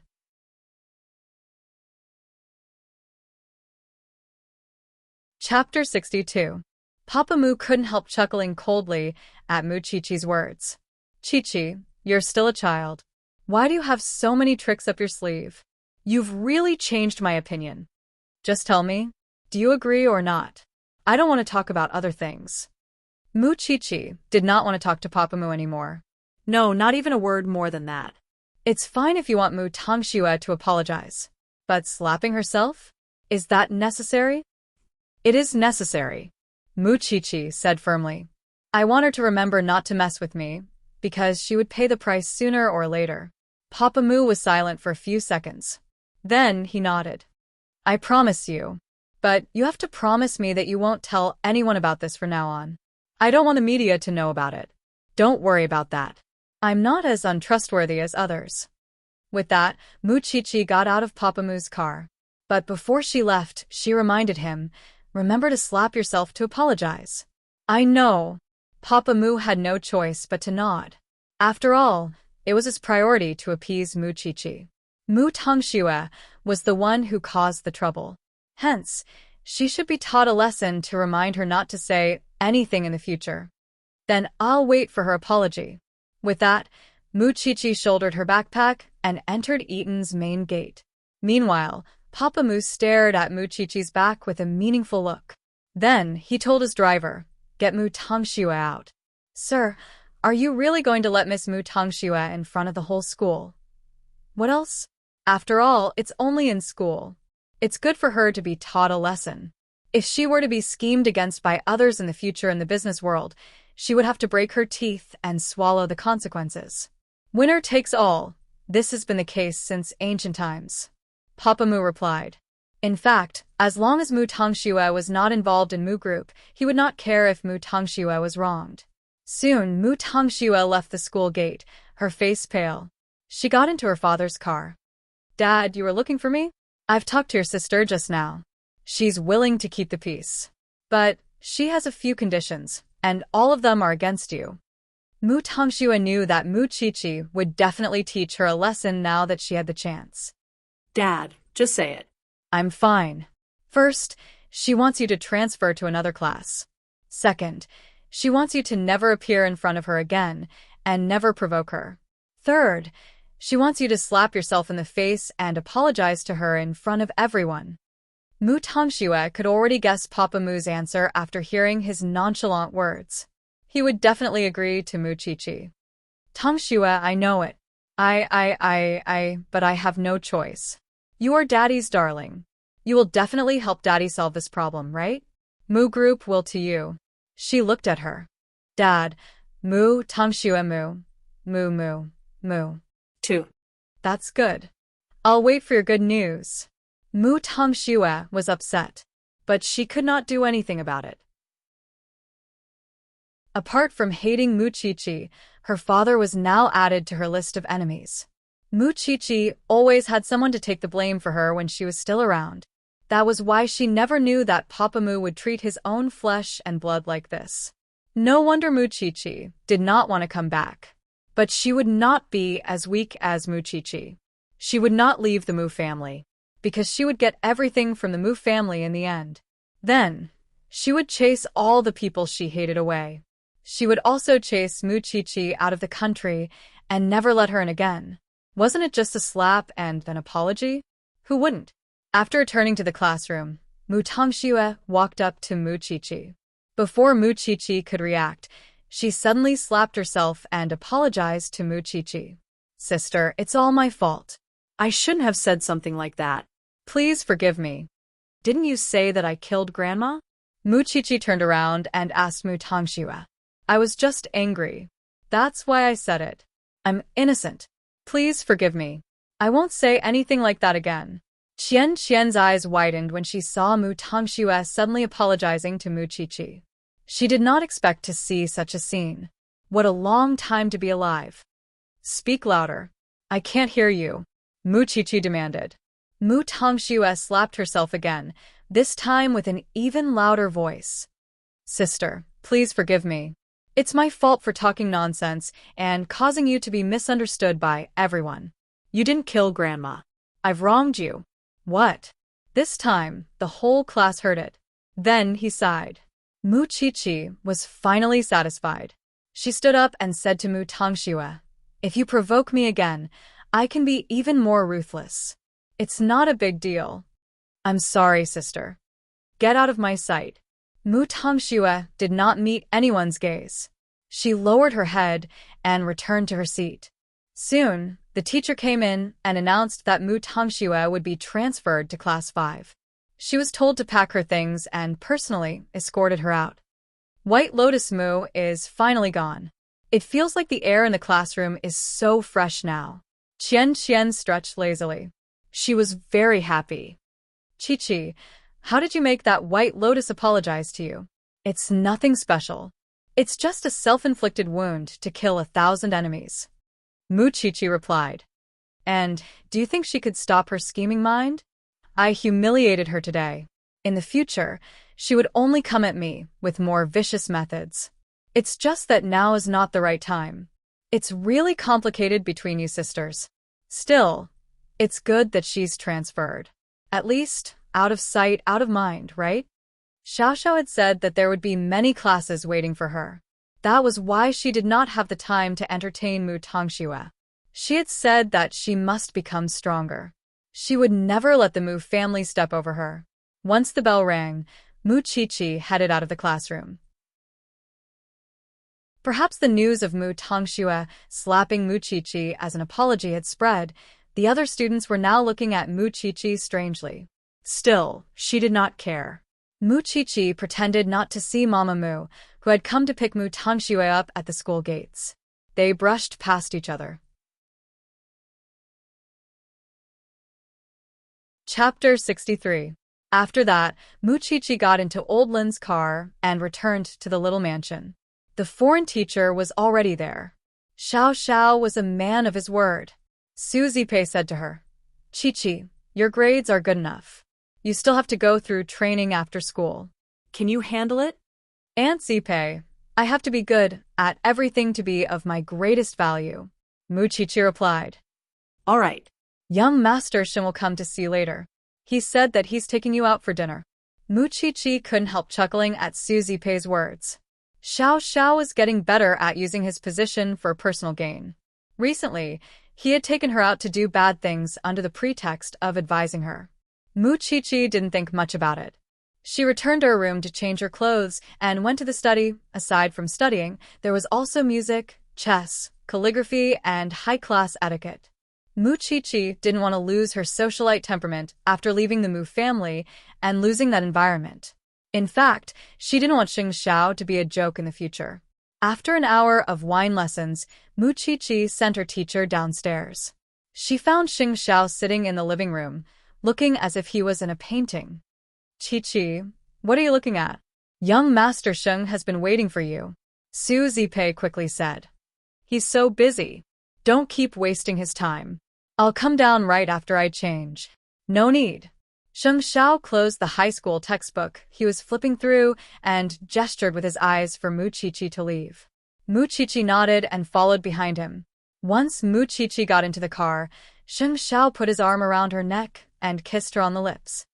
Xiao, I'm taking you to change your image today. Sheng Xiao drove Mu Qiqi to a high-class image management center. To avoid being recognized, Sheng Xiao purposely wore a pair of black glasses to hide his dangerous aura, making him look a little more refined. Then, Sheng Xiao discussed with the stylist what style he should give Muqiqi. She was still a high school student after all, and the stylist suggested that Muqiqi should look befitting of her status. That was why the stylist gave her a beautiful medium short haircut and dyed it maroon, before slightly perming the ends of her hair in the process. The stylist kept praising Sheng Xiao. I've never seen such a dedicated brother. If he wasn't her brother, could he be her boyfriend? Of course, Muqiqi would never reveal their relationship. She simply sat quietly and peeked at Sheng Xiao through the mirror. What was he drawing? 2 hours later, a brand new Muqiqi appeared before Sheng Xiao. Sir, you have good taste. I have to say, this style really suits your sister. The stylist finished and applied some lipstick on Muqiqi's lips. Meanwhile, Sheng Xiao stared at Muqiqi's thin, tender lips, reluctant to look away for some time. Xiao, brother, how is it? Sheng Xiao withdrew his gaze and nodded. Not bad. Muqiqi liked the flamboyant smell too, because it matched Sheng Xiao's temperament very well. Then, they left the image management center together. But before they reached the parking lot, Sheng Xiao hugged Muqiqi and pressed her against a dark corner, kissing her uncontrollably. Ugh. Muqiqi was startled and quickly responded. It was only when both of them could not breathe that Sheng Xiao let go of Muqiqi and led her to the sports car. I couldn't bring you to the Sheng family's designer shop because I can't expose my identity. Sheng Xiao explained. It's fine. It's good enough here. Muqiqi replied. But why are we in such a hurry? Do you want to see me embarrass myself? Sheng Xiao said quickly. Muqiqi did not understand what he meant at first, and only blushed when her gaze fell below. She did not expect that the man would lose control like that after just one kiss.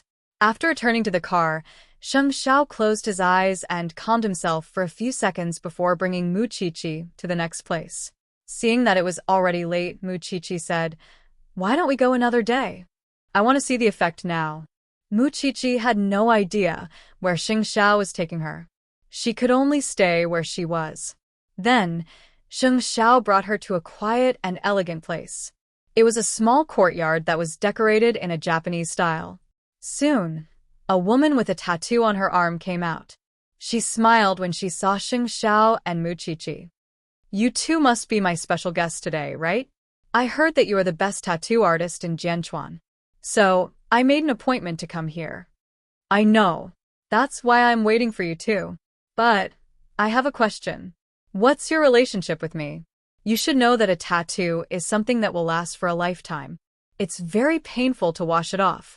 I've had many guests here. They would get the tattoo and wash it after that. So, I hope you two can be careful and avoid physical pain. The female tattoo artist in her 30s asked them. Brother and sister. Muqiqi replied. Lovers, Sheng Xiao replied.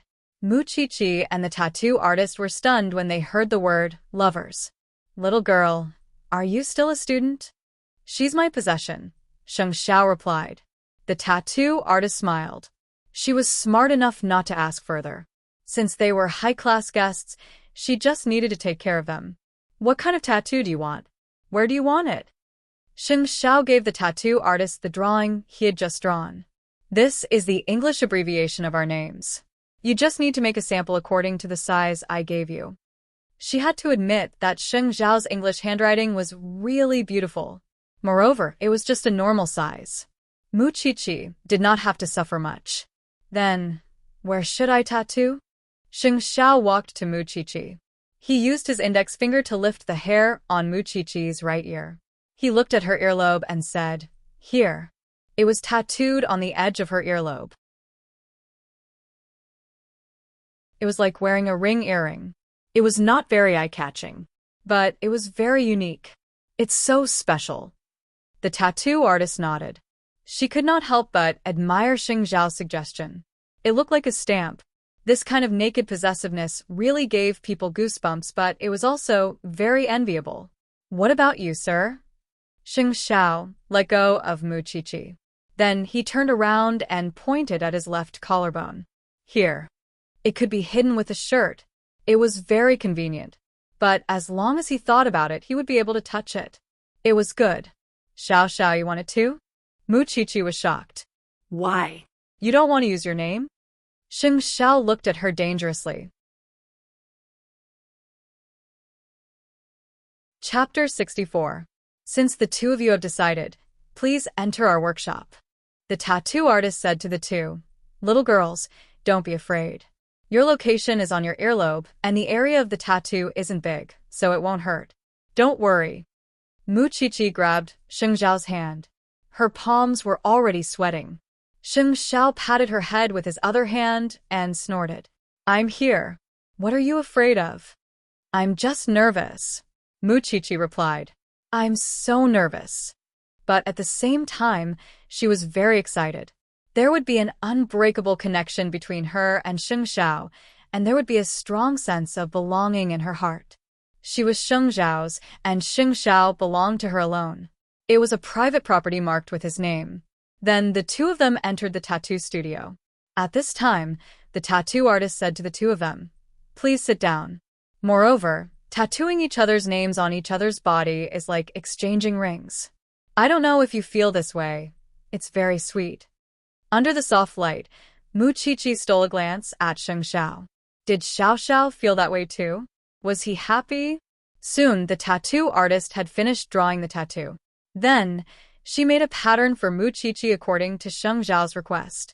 Because it was just a delicate English letter, no one could understand the meaning behind it. If Mu Qiqi didn't want others to see it, she could just wear a slightly bigger earring to cover it up. It was very convenient. Still, she did not intend to cover it up since she had already gotten it. Because others might not know, but she knew very well that it was Xing Xiao's English name. Following that, the tattooist disinfected and applied the needle. For them, a small picture like this could be done in less than 10 minutes. Mu Qiqi did not dare to look at her earlobe and could only look at Xing Xiao's body. In no time at all, exquisite letters were tattooed on her earlobe. A few small letters appeared on the edge of her earlobe in a regular pattern. It was really beautiful. That way, you'll have one more distinct mark than Mu Tongxue. She wouldn't be able to imitate you. She didn't have to worry that others wouldn't be able to tell them apart. It turned out that Xing Xiao had kept her dream in his heart. No matter what, he could tell Mu Qiqi apart. Because Mu Qiqi had answered his question before. A person's smell and breathing pattern could not be replicated. But to make Mu Qiqi feel at ease, he immediately brought Mu Qiqi to get a tattoo. Then, Xing Xiao unbuttoned his shirt and lay down on the chair, looking very unbridled and lazy. Even the tattoo artist was amazed. A man like Xing Xiao could easily get any kind of woman he wanted. However, his tastes seemed to lean towards the younger ones. The one below your collarbone will be slightly bigger. It will look better this way. It won't hurt, Mu Qiqi quickly said to Xing Xiao.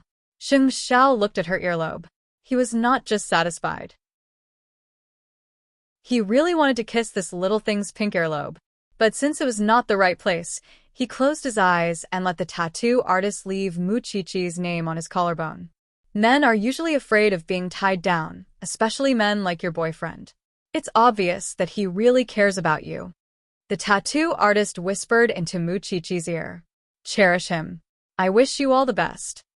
Mu Qiqi's face turned red. But she held Xing Xiao's warm hand all the way. Although they tried their best to hide their relationship, it was not a capital offense if someone found out about it occasionally. In 10 minutes, Xing Xiao's body now bore another person's name. To Mu Qiqi, Xing Xiao might have carved her name on his body, but to Xing Xiao, Mu Qiqi's name had long since been carved into his heart and bones. After the tattoo was done, Xing Xiao asked the tattoo artist to keep the information a secret. Then, he left the quiet courtyard with Mu Qiqi and was ready to return to the small mansion. However, when they reached a place where there was no one else, Xing Xiao suddenly stopped his sports car. What's wrong? Xiao Xiao? Xing Xiao hugged Mu Qiqi. Then, he licked her red earlobe. Mu Qiqi felt her whole body trembling. She felt weak. How sensitive. Xing Xiao smiled playfully. Then, he let go of Mu Qiqi and continued driving. Mu Qiqi blushed. She could not help scolding him. You are so naughty. You always tease me. You don't like it? Xing Xiao asked Muqiqi. Of course I like it. It's the only way Xiao Xiao treats me. Muqiqi was unfortunate after she left the Mu family. She had almost no family on her side except for Suzy Pei. But at the same time, Muqiqi was lucky. If she did not leave the Mu family, she would not have been able to save Xing Xiao and fall in love with him. If Muqiqi had to start over, she would rather endure the pain of being slandered again. She just wanted to meet Xiao Xiao.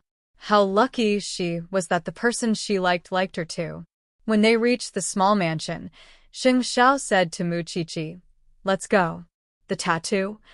I know how to explain it to Auntie Pei. Muqiqi replied. Good girl. Muqiqi, who had changed her appearance, mustered the courage to enter the house. She smiled confidently when she saw Suzy Pei's surprised expression. I'm home, Auntie Pei. Suzy Pei looked at Muqiqi from head to toe. She could not help but sigh when she saw how beautiful Muqiqi was. Chichi, you've really grown up. You've become beautiful. Do I look good? Of course. But your earlobes, it's a tattoo, Auntie Pei. I had a dream that Mu Tongxue was pretending to be me and did something illegal. The police found me and arrested me. I was very sad, but no one could tell us apart. So I told Brother Xiao about it, and he brought me to get a tattoo. He said that Mu Tongxue and I would be more obvious this way. What does it mean? Suzy Pei was studying the meaning of the letters. It doesn't mean anything. The tattoo artist asked me to choose a pattern. I thought it looked good, so I chose it. I don't know what it means. Muqiqi said naturally. Suzy Pei nodded in agreement. That's good. But will the school give you trouble? No one would find out if I let my earlobes down. Moreover, I'm going to graduate soon. It won't be a problem. Muqiqi explained. Suzy Pei did not say anything else. She was very satisfied with Muqiqi's attitude. Chapter 65. Muqiqi successfully hid the origin of the tattoo. She went back to her room and lay down on the bed in satisfaction. To her, every day she spent with Xing Xiao was like burning herself, because she did not know when bad news and blows would come one after another. She had neither status nor background, and her family was hostile to Xing Xiao. Moreover, Xing Xiao was her benefactor. With so many factors, she did not know how far she could go with Xing Xiao. But just as she had told Xing Xiao before, as long as Xing Xiao did not give up on her, she would not give up on him even if her head was bleeding. It did not matter if others looked down on her or humiliated her.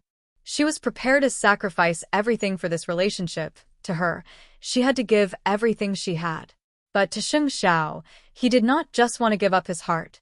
He would advance step by step, plot, and lay all the foundations for Muqiqi so that she would not have to go through more hardships. As a man, planning for the future was something he had to consider, no matter what kind of situation he was in. He would never let go of what he wanted. Looking at the tattoo in the mirror, Xing Xiao put on a shirt to cover Muqiqi's name because Mama Xing had been knocking on the door for a while. Xing Xiao got up and opened the door. Mama Xing was holding a key in her hand. She said, "The house is ready. It's a villa with a view of the sea. When are you going to move in?" "After the new year." Xing Xiao replied. "That's right. There are a lot of family gatherings during the new year. It's not convenient for you to be out alone." "Xing Xiao, you won't disappoint me, will you?" "When have I ever disappointed you?" Xing Xiao asked Mama Xing in return.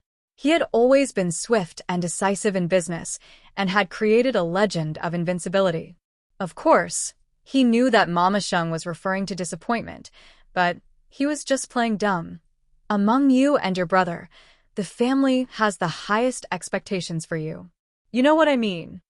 Since he was the crown prince, he was naturally the center of attention. But Xing Xiao did things his own way and never cared about anyone. "Mom, I'm sleepy." Xing Xiao used his trump card. "All right, rest." Mama Xing left the key and turned to leave his room. Xing Xiao could devote a lot of energy to the Xing family's diamond empire, but he was destined to disappoint his family when it came to his personal life and feelings. Looking at the key that Mama Xing had given him, Sheng Xiao put it in the drawer. He planned to let Jingyan stay there because he wanted to create some human presence in the house so that Mama Sheng would think that he was staying there. He had also prepared the key to the detached villa near Enchanting University. When the time came, he would let Mu Qiqi go in and see how to decorate it.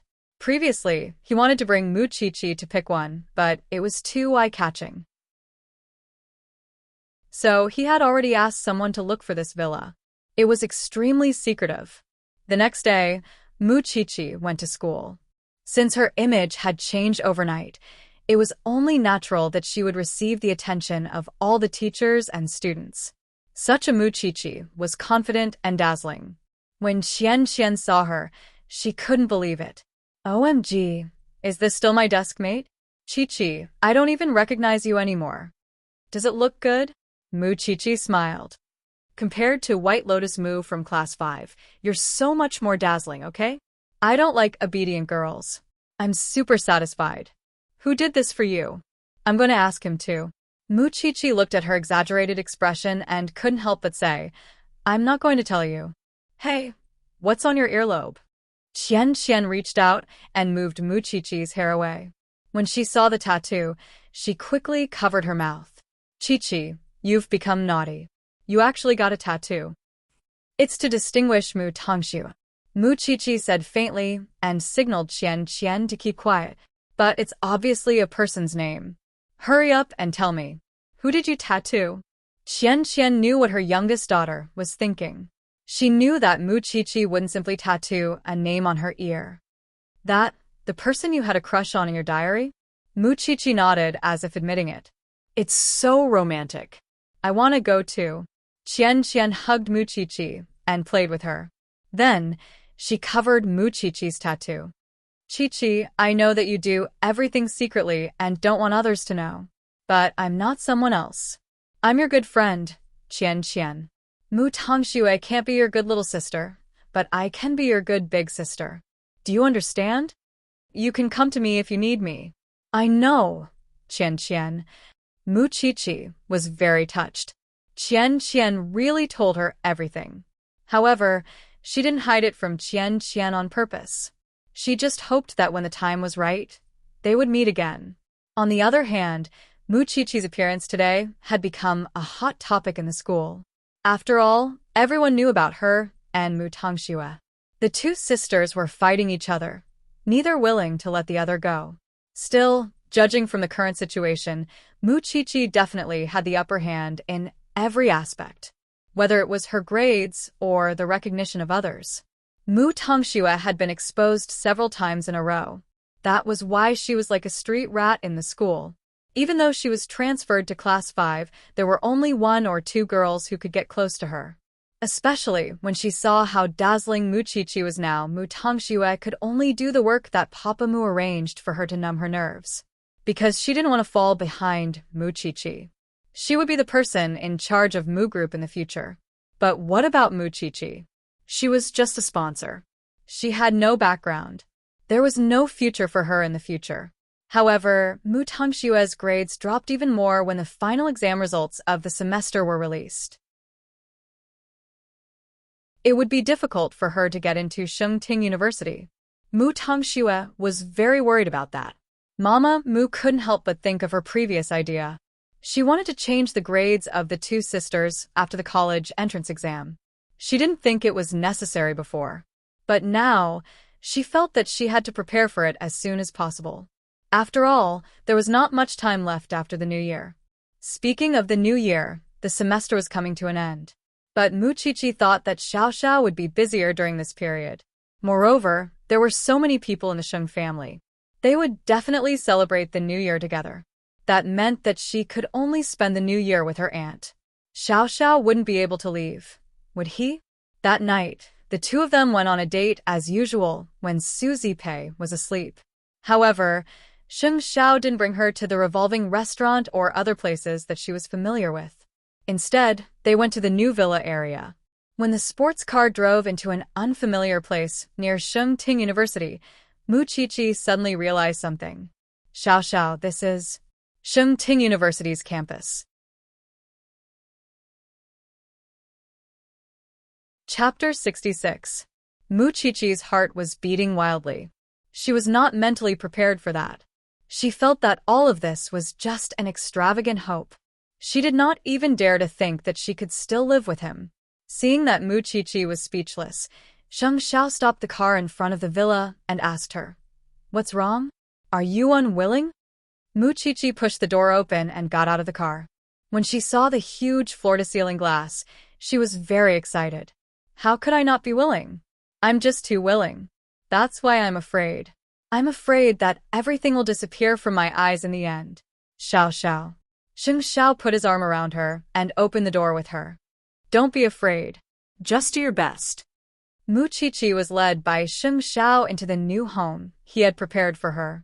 She felt as if her entire body was floating in the clouds when she saw the warm furnishings. It was so unreal. Then, Muchichi was brought to the second floor. When he pushed open the door to the master bedroom, Muchichi's cheeks were burning, and she did not dare to look at him directly. "From now on, we'll sleep here." After saying that, Muchichi did not dare to look up. He lifted her chin and asked, "Are you shy?" Muchichi nodded, not daring to look into his eyes. Sheng Xiao leaned over and kissed her. Then he carried her horizontally and placed her on the soft bed. Muchichi felt as if her heart was about to jump out of her throat, but Sheng Xiao simply sat on the edge of the bed and told her, "I'm just letting you test if the bed is soft. You're teasing me again." Muchichi glared at him, but there was nothing she could do about the demon.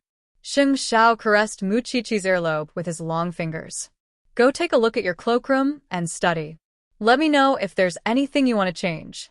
I'll have Jingyun prepare it." Muchichi looked at him solemnly when she heard the name Jingyun. "Assistant Jing, do you know about us? Do you think you can hide from him?" Sheng Xiao smiled wickedly. "Don't worry. It's not his place to meddle in my private affairs. So, you don't have to worry that our relationship will be leaked. But you have to tell me when you're willing to admit our relationship to the public." Muchichi was very uneasy and panicked. "You dragged me into hell, so you have to be responsible for me." At that, Muchichi reached out and hugged him. "I can do anything for you." Sheng Xiao smiled and patted her head. "Just sleep here tonight. I'll send you back tomorrow morning." Muchichi did a double take. Could it be that Sheng Xiao wanted to? "What are you thinking? Little rascal?" Sheng Xiao smiled mockingly and got up from the bed. "Take a shower by yourself. I'm going to the study for a video call. There's something I need to deal with in the United States." "Then, where are you going to sleep? Where do you think I should sleep?" Sheng Xiao asked seductively beside Muchichi's ear. Muchichi's body softened, but she did not have time to think because Sheng Xiao had already stood up and walked towards the study. What about her? After a nice shower, Muchichi did not dare to think too much. She was afraid, but she would not stop him if he really wanted to. After all, she would do anything for the one she loved. So, Muchichi took a shower in the bathroom. But she did not put on her clothes and simply wrapped herself in a bathrobe and lay down on the bed. She was very nervous, and her mind was running wild. She was afraid that Sheng Xiao would think that she was not simple and would think of ways to seduce him. But her feelings were really complicated. But she waited for Sheng Xiao for about 3 hours. She almost fell asleep in a daze and only heard the sound of Sheng Xiao returning to his room. Sheng Xiao looked at the little one on the bed. He saw her exposed arms and the clothes beside her and knew that she was not wearing them. He really did not know how the little one could be so bold. After washing up in the bathroom, Sheng Xiao dressed neatly and returned to the bedroom and quietly lay down beside Muchichi. Muchichi was so frightened that she wanted to turn over, but Sheng Xiao held her down. "Don't move, or I don't know what I'll do." "Xiao Xiao." Sheng Xiao raised his head and looked at Muchichi. He caressed her earlobe with his finger and said softly, "I want you, but not now. At least, when you go to university, you will no longer be a little thing. Don't be easily coaxed by men, even though I'm the only man you could have in this life." With that, Sheng Xiao kissed Muchichi's forehead and lay back down. "Sleep. You have to wake up at 5. How could Muchichi fall asleep under such circumstances? In her new home, with Sheng Xiao lying beside her, Muchichi felt that her life had been turned upside down by Sheng Xiao. She felt that she could never go back to the right track. That night, Muchichi was very careful and nervous. She was a little disappointed. So, she could not sleep until Sheng Xiao woke up in the wee hours of the morning. To be precise, he did not fall asleep either. You keep tossing and turning. It seems that you really want me to do something to you. Having said that, Sheng Xiao sat up and hugged Muchichi in his arms, letting her lean against his strong chest. Xiao Xiao, if I didn't pester you, have you thought about what kind of partner you would find? Muchichi asked. Not interested. Sheng Xiao answered decisively. It's not like I haven't seen other men changing their women 3 times a day. But that has nothing to do with me. You don't like those. I don't like others touching my things. That's why I don't like touching what others have touched. Sheng Xiao explained to Muchichi very seriously. Muchichi, I'm not a stickler for rules, and I don't like to follow them either. That's why I prefer to play with taboos like you. Muchichi listened quietly in Sheng Xiao's arms, because she had a feeling that Sheng Xiao liked to describe her as bad. But in fact, he was very attentive and considerate of others' feelings, even when they were in a bad situation.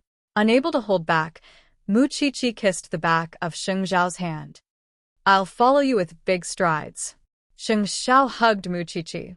He knew that she was naked under the blanket, but he did not put his thoughts into action for Muchichi's sake, because he did not want to become truly despicable. The two of them leaned against each other and soon fell asleep. In their new home, the two of them slept in each other's arms. At 5 in the morning, Sheng Xiao woke Muchichi up punctually and sent her back to the little mansion. On the way, Muchichi could not help asking, Xiao Xiao, is the Sheng family very busy for New Year? Very busy, Sheng Xiao answered. Then, Danian, are you unable to come out of the Sheng family? Why? Do you want to see me? Or do you want to be like last night?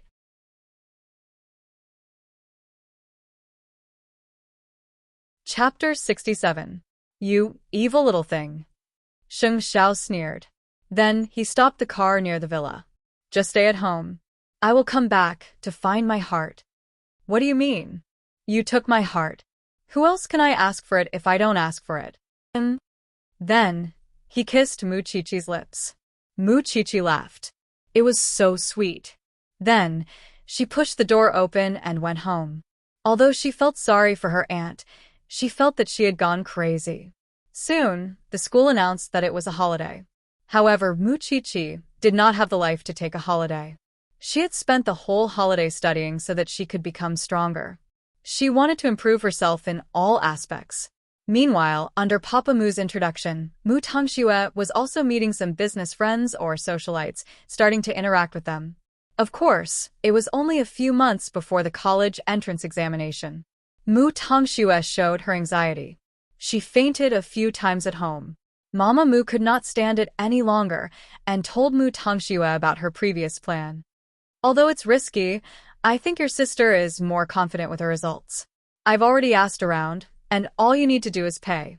After the college entrance exam, your sister's results will be yours. Mu Tongxue nodded. That's right, Mu Tongxue.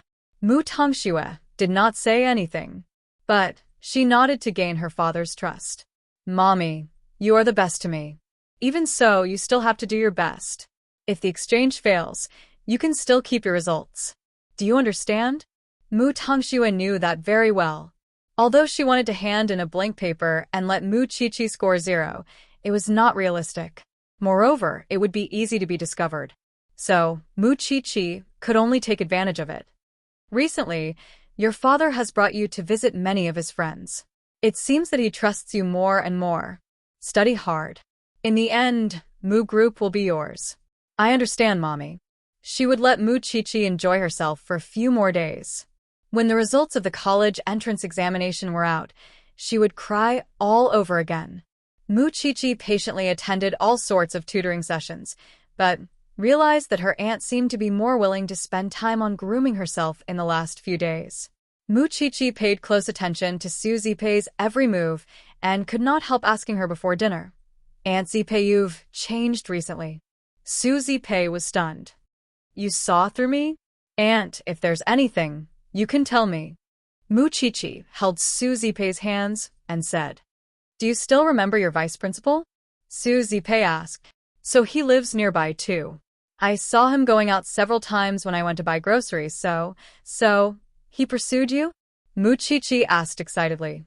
"I don't know what he sees in me. Maybe I was mistaken. Although your uncle was chased out of Jianchuan, I still have a clean break with that scum. Plus, you need to take care of me. How could I think about those messy things?"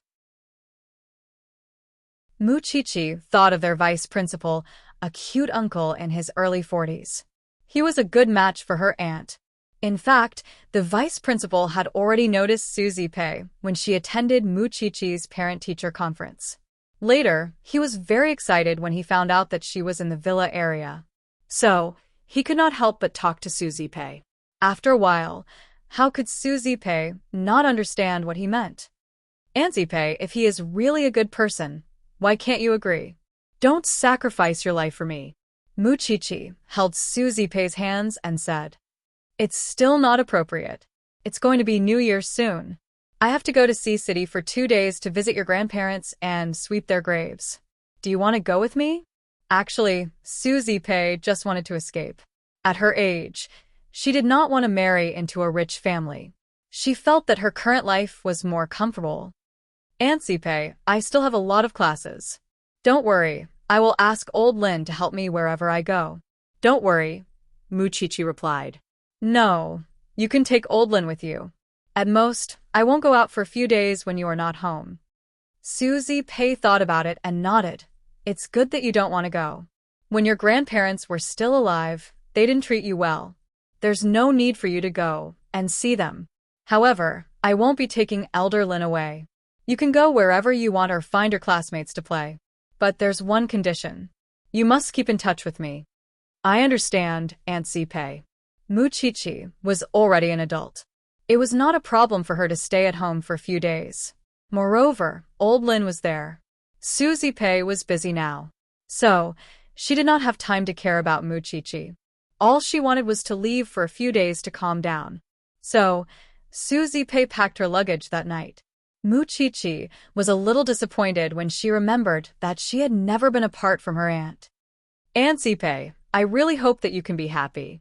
Susie Pei smiled and caressed Mu Chichi's head. "I will come back before New Year to spend the New Year with you." "Got it, Aunt Zipe." Mu Chichi sent Susie Pei off and told Xing Xiao about it. Since Susie Pei was not home, Xing Xiao went straight to the little mansion to have supper with Mu Chichi. "What do you want to ask me? The vice principal of our school is wooing you, but you think that she is not good enough for him and rejected him." Mu Chichi told Xing Xiao. "Xiao Xiao, you know the vice principal, don't you? You want him to be your uncle?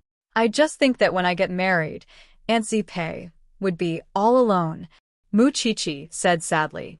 "I hope that she can find her own place. She is still so young." "Marry?" Xing Xiao chuckled and pinched Mu Chichi's chin. "Do you think you can still get married?" "Why can't I?" Mu Chichi retorted. "You have already slept on the same bed. Who else do you want to marry?" Xing Xiao asked Mu Chichi disdainfully. "You're not innocent anymore, Mu Chichi." Mu Chichi blushed, but did not say anything. Instead, she held Xing Xiao's hand under the table. "I don't want anyone but you satisfied," Xing Xiao told Mu Chichi. "I have a business trip tomorrow. I will be back the day after tomorrow." Chapter 68. As if it was a prank, Xing Xiao suddenly approached Mu Chichi and whispered into her nose, "What about tonight?" Mu Chichi did not dare to move and could only answer honestly, "It's your home. You can stay wherever you want." "What if I want to sleep in your bed tonight? Then Mu Chichi quickly pointed at Susie Pei's room. "I'll sleep in Aunt Zipei's room." "What if I want you to stay with me? Then Mu Chichi could not say anything because Xing Xiao's kiss was already on her lips. Mu Chichi was already used to kissing him so intimately. Still, She could not concentrate at home because she was afraid that Suzy Pei would come back at any moment.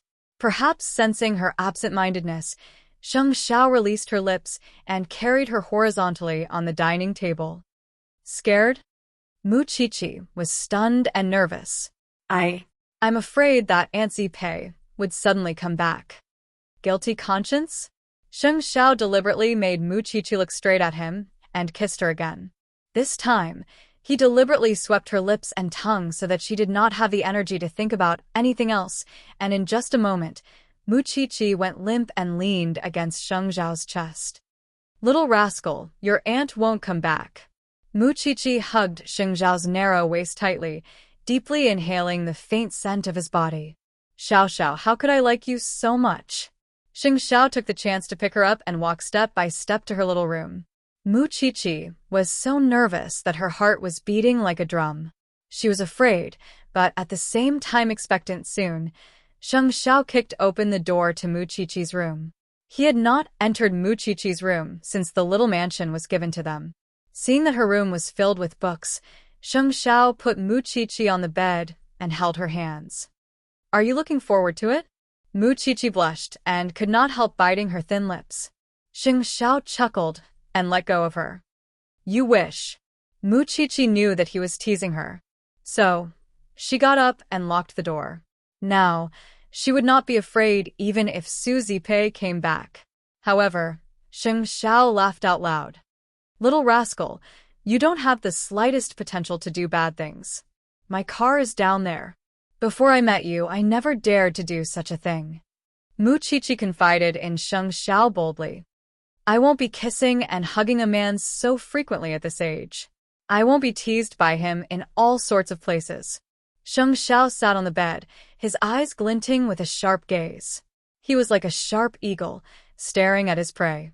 She could only take out her pajamas from the closet and said to him, I'm going to take a shower. Go.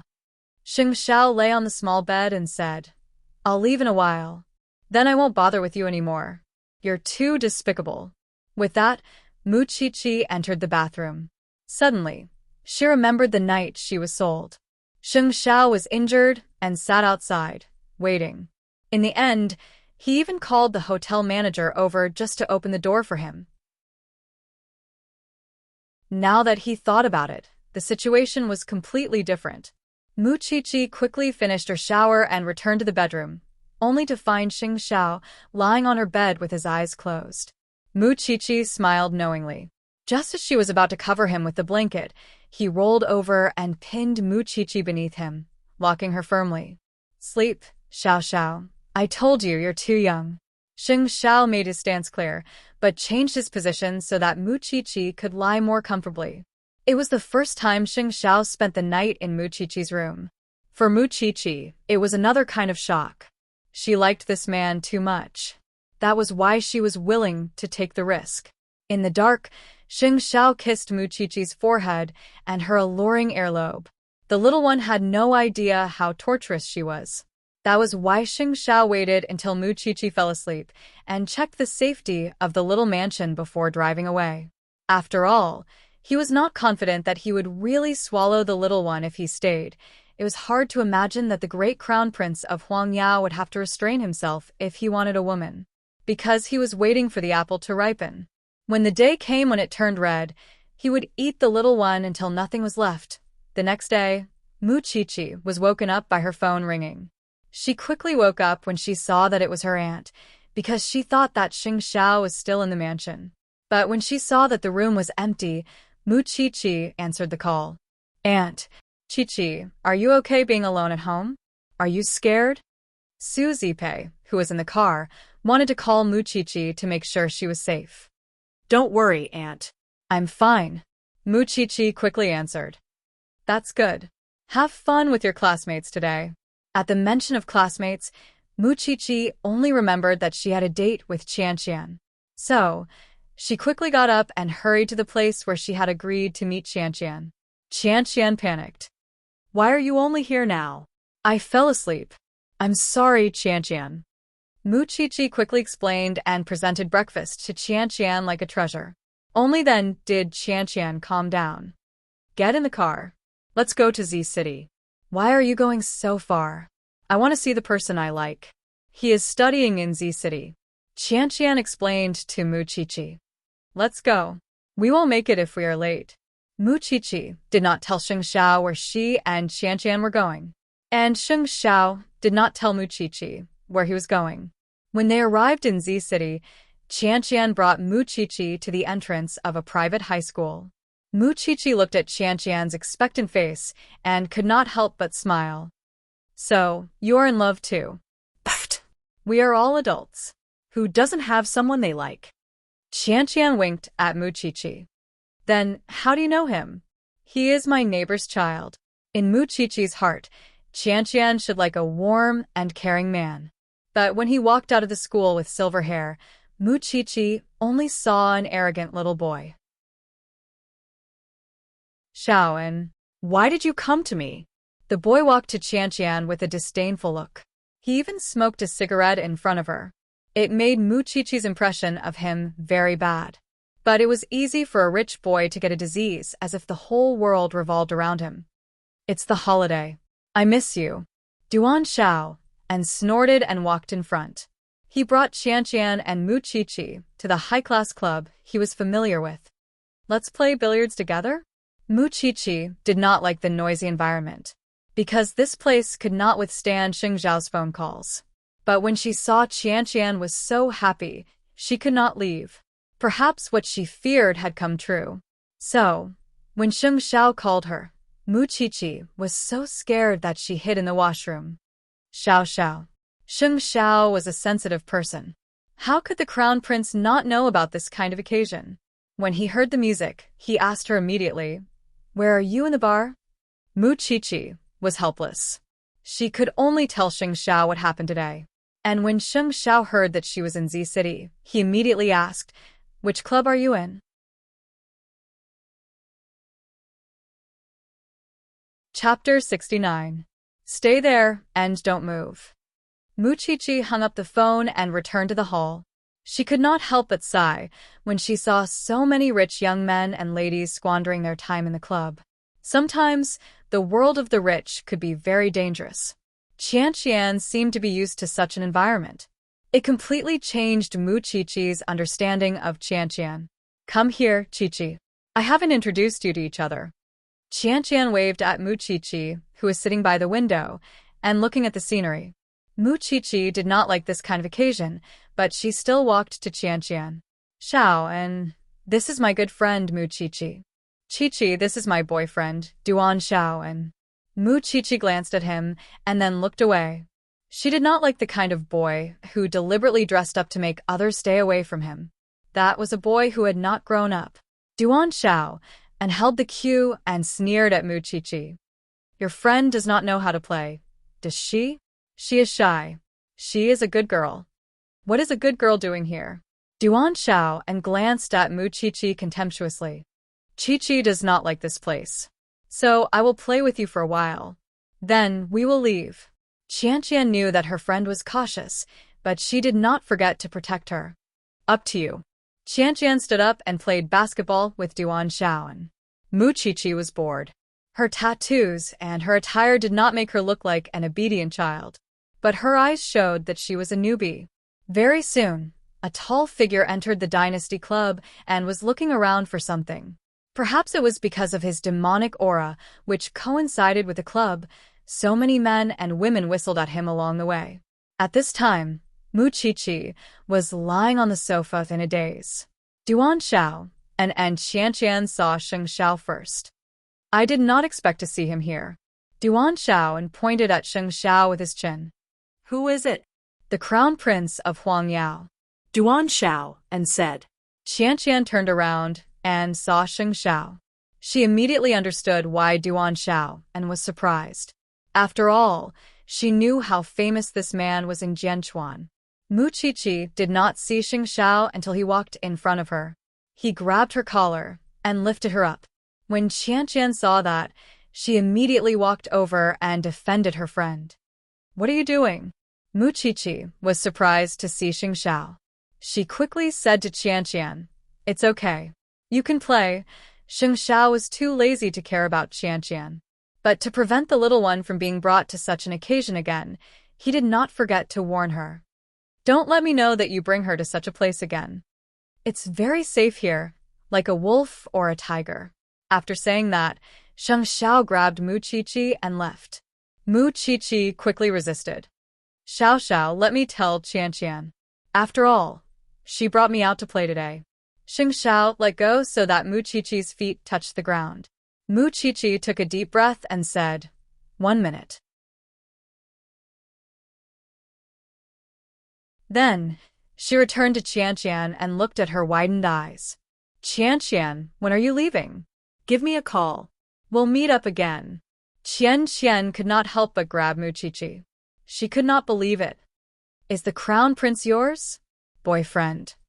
Mu Qiqi answered helplessly.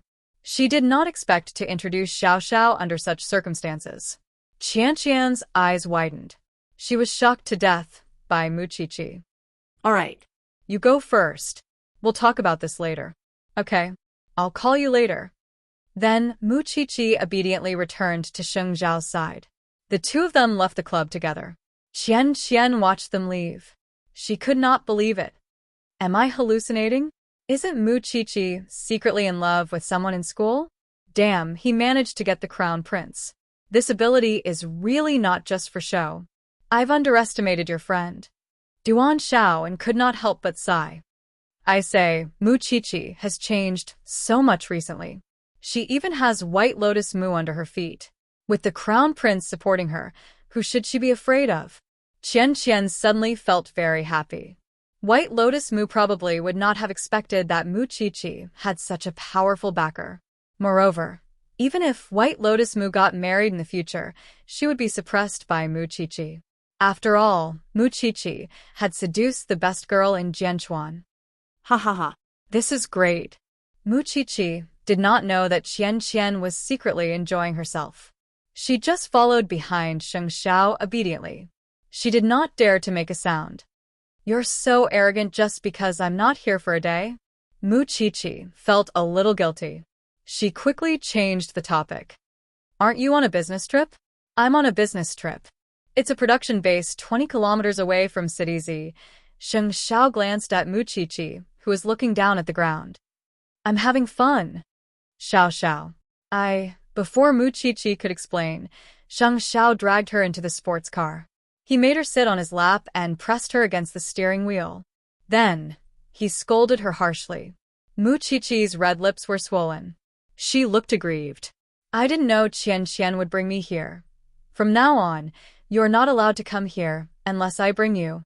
Sheng Xiao ordered domineeringly. You are such a delicious little thing. There are many people out there who would covet you. Xiao. Mu Qiqi could not help kissing Sheng Xiao's thin lips again. She could not control herself at all.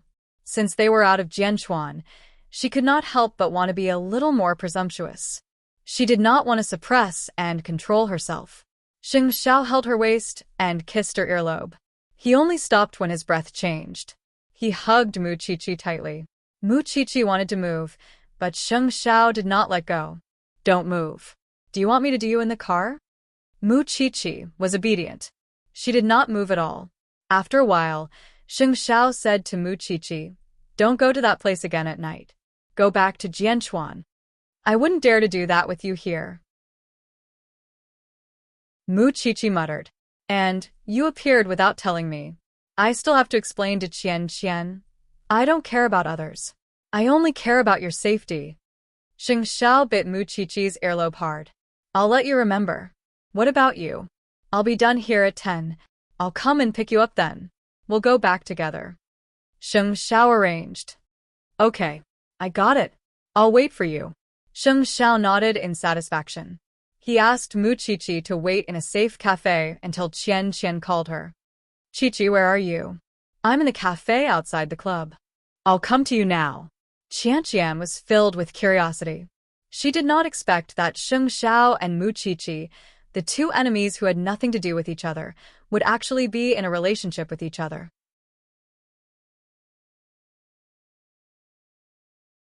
Chapter 70.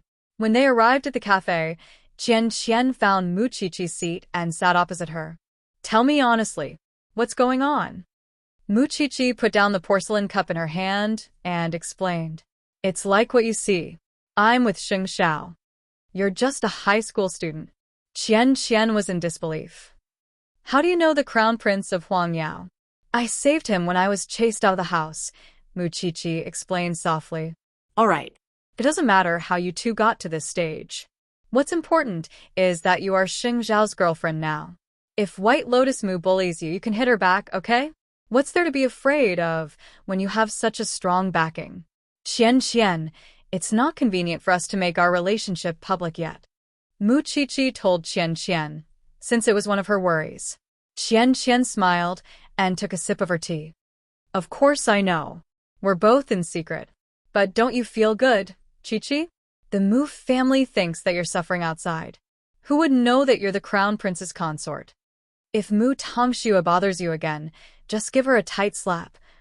Don't you think I'm messing around? Muchichi asked Qian worriedly. After all, Xiao is 8 years older than me, and the Mu family and the Sheng family are business enemies. Why do you care about what others think? Are you going to leave the crown prince if they don't like you? What's the point? Most importantly, you two should be happy and enjoy your relationship. You should know that your partner is the dream lover of every woman in Jianchuan. What's there to be discontented about? Qian's words were very important to Muchichi. After all, she knew that there were very few people who could accept and support her being together with Xiao. She would feel more secure with her friend's support. Tell me, how far are you two now? Qian asked Muchichi nosily. We're going to live together after university. That's exciting. Have you kissed him? Is he hot? What does my hot body have to do with you? Sheng Xiao's magnetic voice wafted from behind them.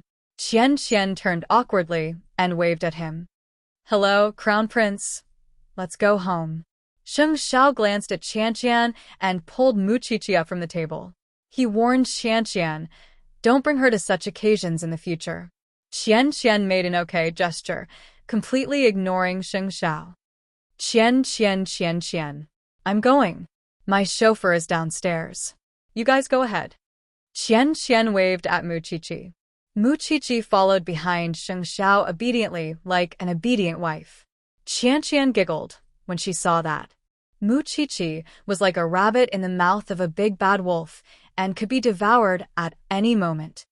You're still in the mood to have fun here, Sheng Xiao said sternly as soon as he got into the car. Qian Mu Qian Mu Qian Mu Qian Shi Qian on She Qian Sheng with Shan Mu Qian Mu. When Muchichi heard that, she suddenly felt as if someone was strangling her throat. She couldn't breathe. Her uncle did not just know that she was taken away by Sheng Xiao. It was because that scumbag had sold her and thought that she had been violated by someone else. What do we do now? I've already sent Jingyun to intercept them. Sheng Xiao answered Muchichi as he drove. Seeing her pale face, he asked, Are you scared? No. Muchichi said stubbornly. In fact, she was afraid that her relationship with Sheng Xiao would be exposed. If that happened, she would not be able to stay by Sheng Xiao's side forever. She was very greedy for the life with Sheng Xiao now. Nothing will happen as long as I'm here, Sheng Xiao comforted her. Muchichi did not know how she got back to Beijing. She was worried that her uncle would look for Mu Tongxue. Sheng Xiao seemed to have noticed her worry. He stopped teasing her and answered her seriously. Jingyun has sent more people. It's impossible for him to get in touch with the Mu family. I'm not afraid of him. I'm afraid that he will affect me staying by your side. Muchichi suddenly said to Sheng Xiao, feeling wronged. When they arrived at the small villa, Sheng Xiao parked the car in front of the villa. Then, he pinched Muchichi's chin and told her seriously, No one can affect you staying by my side. Muchichi's eyes were filled with tears. But she did not let them fall. I'm not afraid of losing anything now. I'm just afraid of not having you by my side. Just as Muchichi finished her words, Sheng Xiao grabbed her waist and pulled her onto his lap. Then, he pressed her against the steering wheel and punished her harshly. Muqiqi could not breathe under Sheng Xiao's deep kiss. When she regained consciousness, Sheng Xiao had already carried her out of the car and entered the villa. Of course, they could only be so presumptuous when Susie Pei was not around. They kissed from the door to the bedroom as if there was no one else around. Muqiqi breathed in big mouthfuls of fresh air. Her mind was completely occupied by Sheng Xiao's name. That night, Sheng Xiao did not leave. He hugged Muqiqi and fell asleep, waiting for her to wake up in the morning. The next morning, Sheng Xiao called Jingyun. "Have you found him?" "There's no news yet, young master. We're strengthening the investigation. You must find him before he goes to the Mu family. If we had dealt with him before, he wouldn't be a problem now." Sheng Xiao's voice was cold. The existence of this uncle had left a huge shadow in Muqiqi's heart. He should not have shown mercy to that scum back then. "Yes, young master." Muqiqi heard Sheng Xiao's call. She sat up and hugged Sheng Xiao from behind. "Xiao Xiao, pack up. Your aunt will be back in the morning." Sheng Xiao told her directly. "Xiao Xiao, you should go. I know what to do with my aunt." Muqiqi rubbed her head against Sheng Xiao's back. Sheng Xiao turned and put his arm around Muqiqi's neck, pulling her closer to him. Sheng Xiao, never liked to be secretive," he told her. "But for you, little one, I've tasted what it's like to be secretive. Are you regretting it?" Muqiqi asked tentatively, looking into Sheng Xiao's eyes. "How exciting." Sheng Xiao snorted coldly. "I won't be merciful when I find your uncle. Don't interfere with how I deal with him." You're tuning in to the Dreamy Chapters YouTube channel. We're so grateful for your support, and don't forget to subscribe to join us on this incredible journey through captivating stories. Your generosity through donations truly makes a world of difference, as it's the primary source of revenue that allows me to expand and enhance this channel for you. Thank you from the bottom of my heart for being a part of this adventure.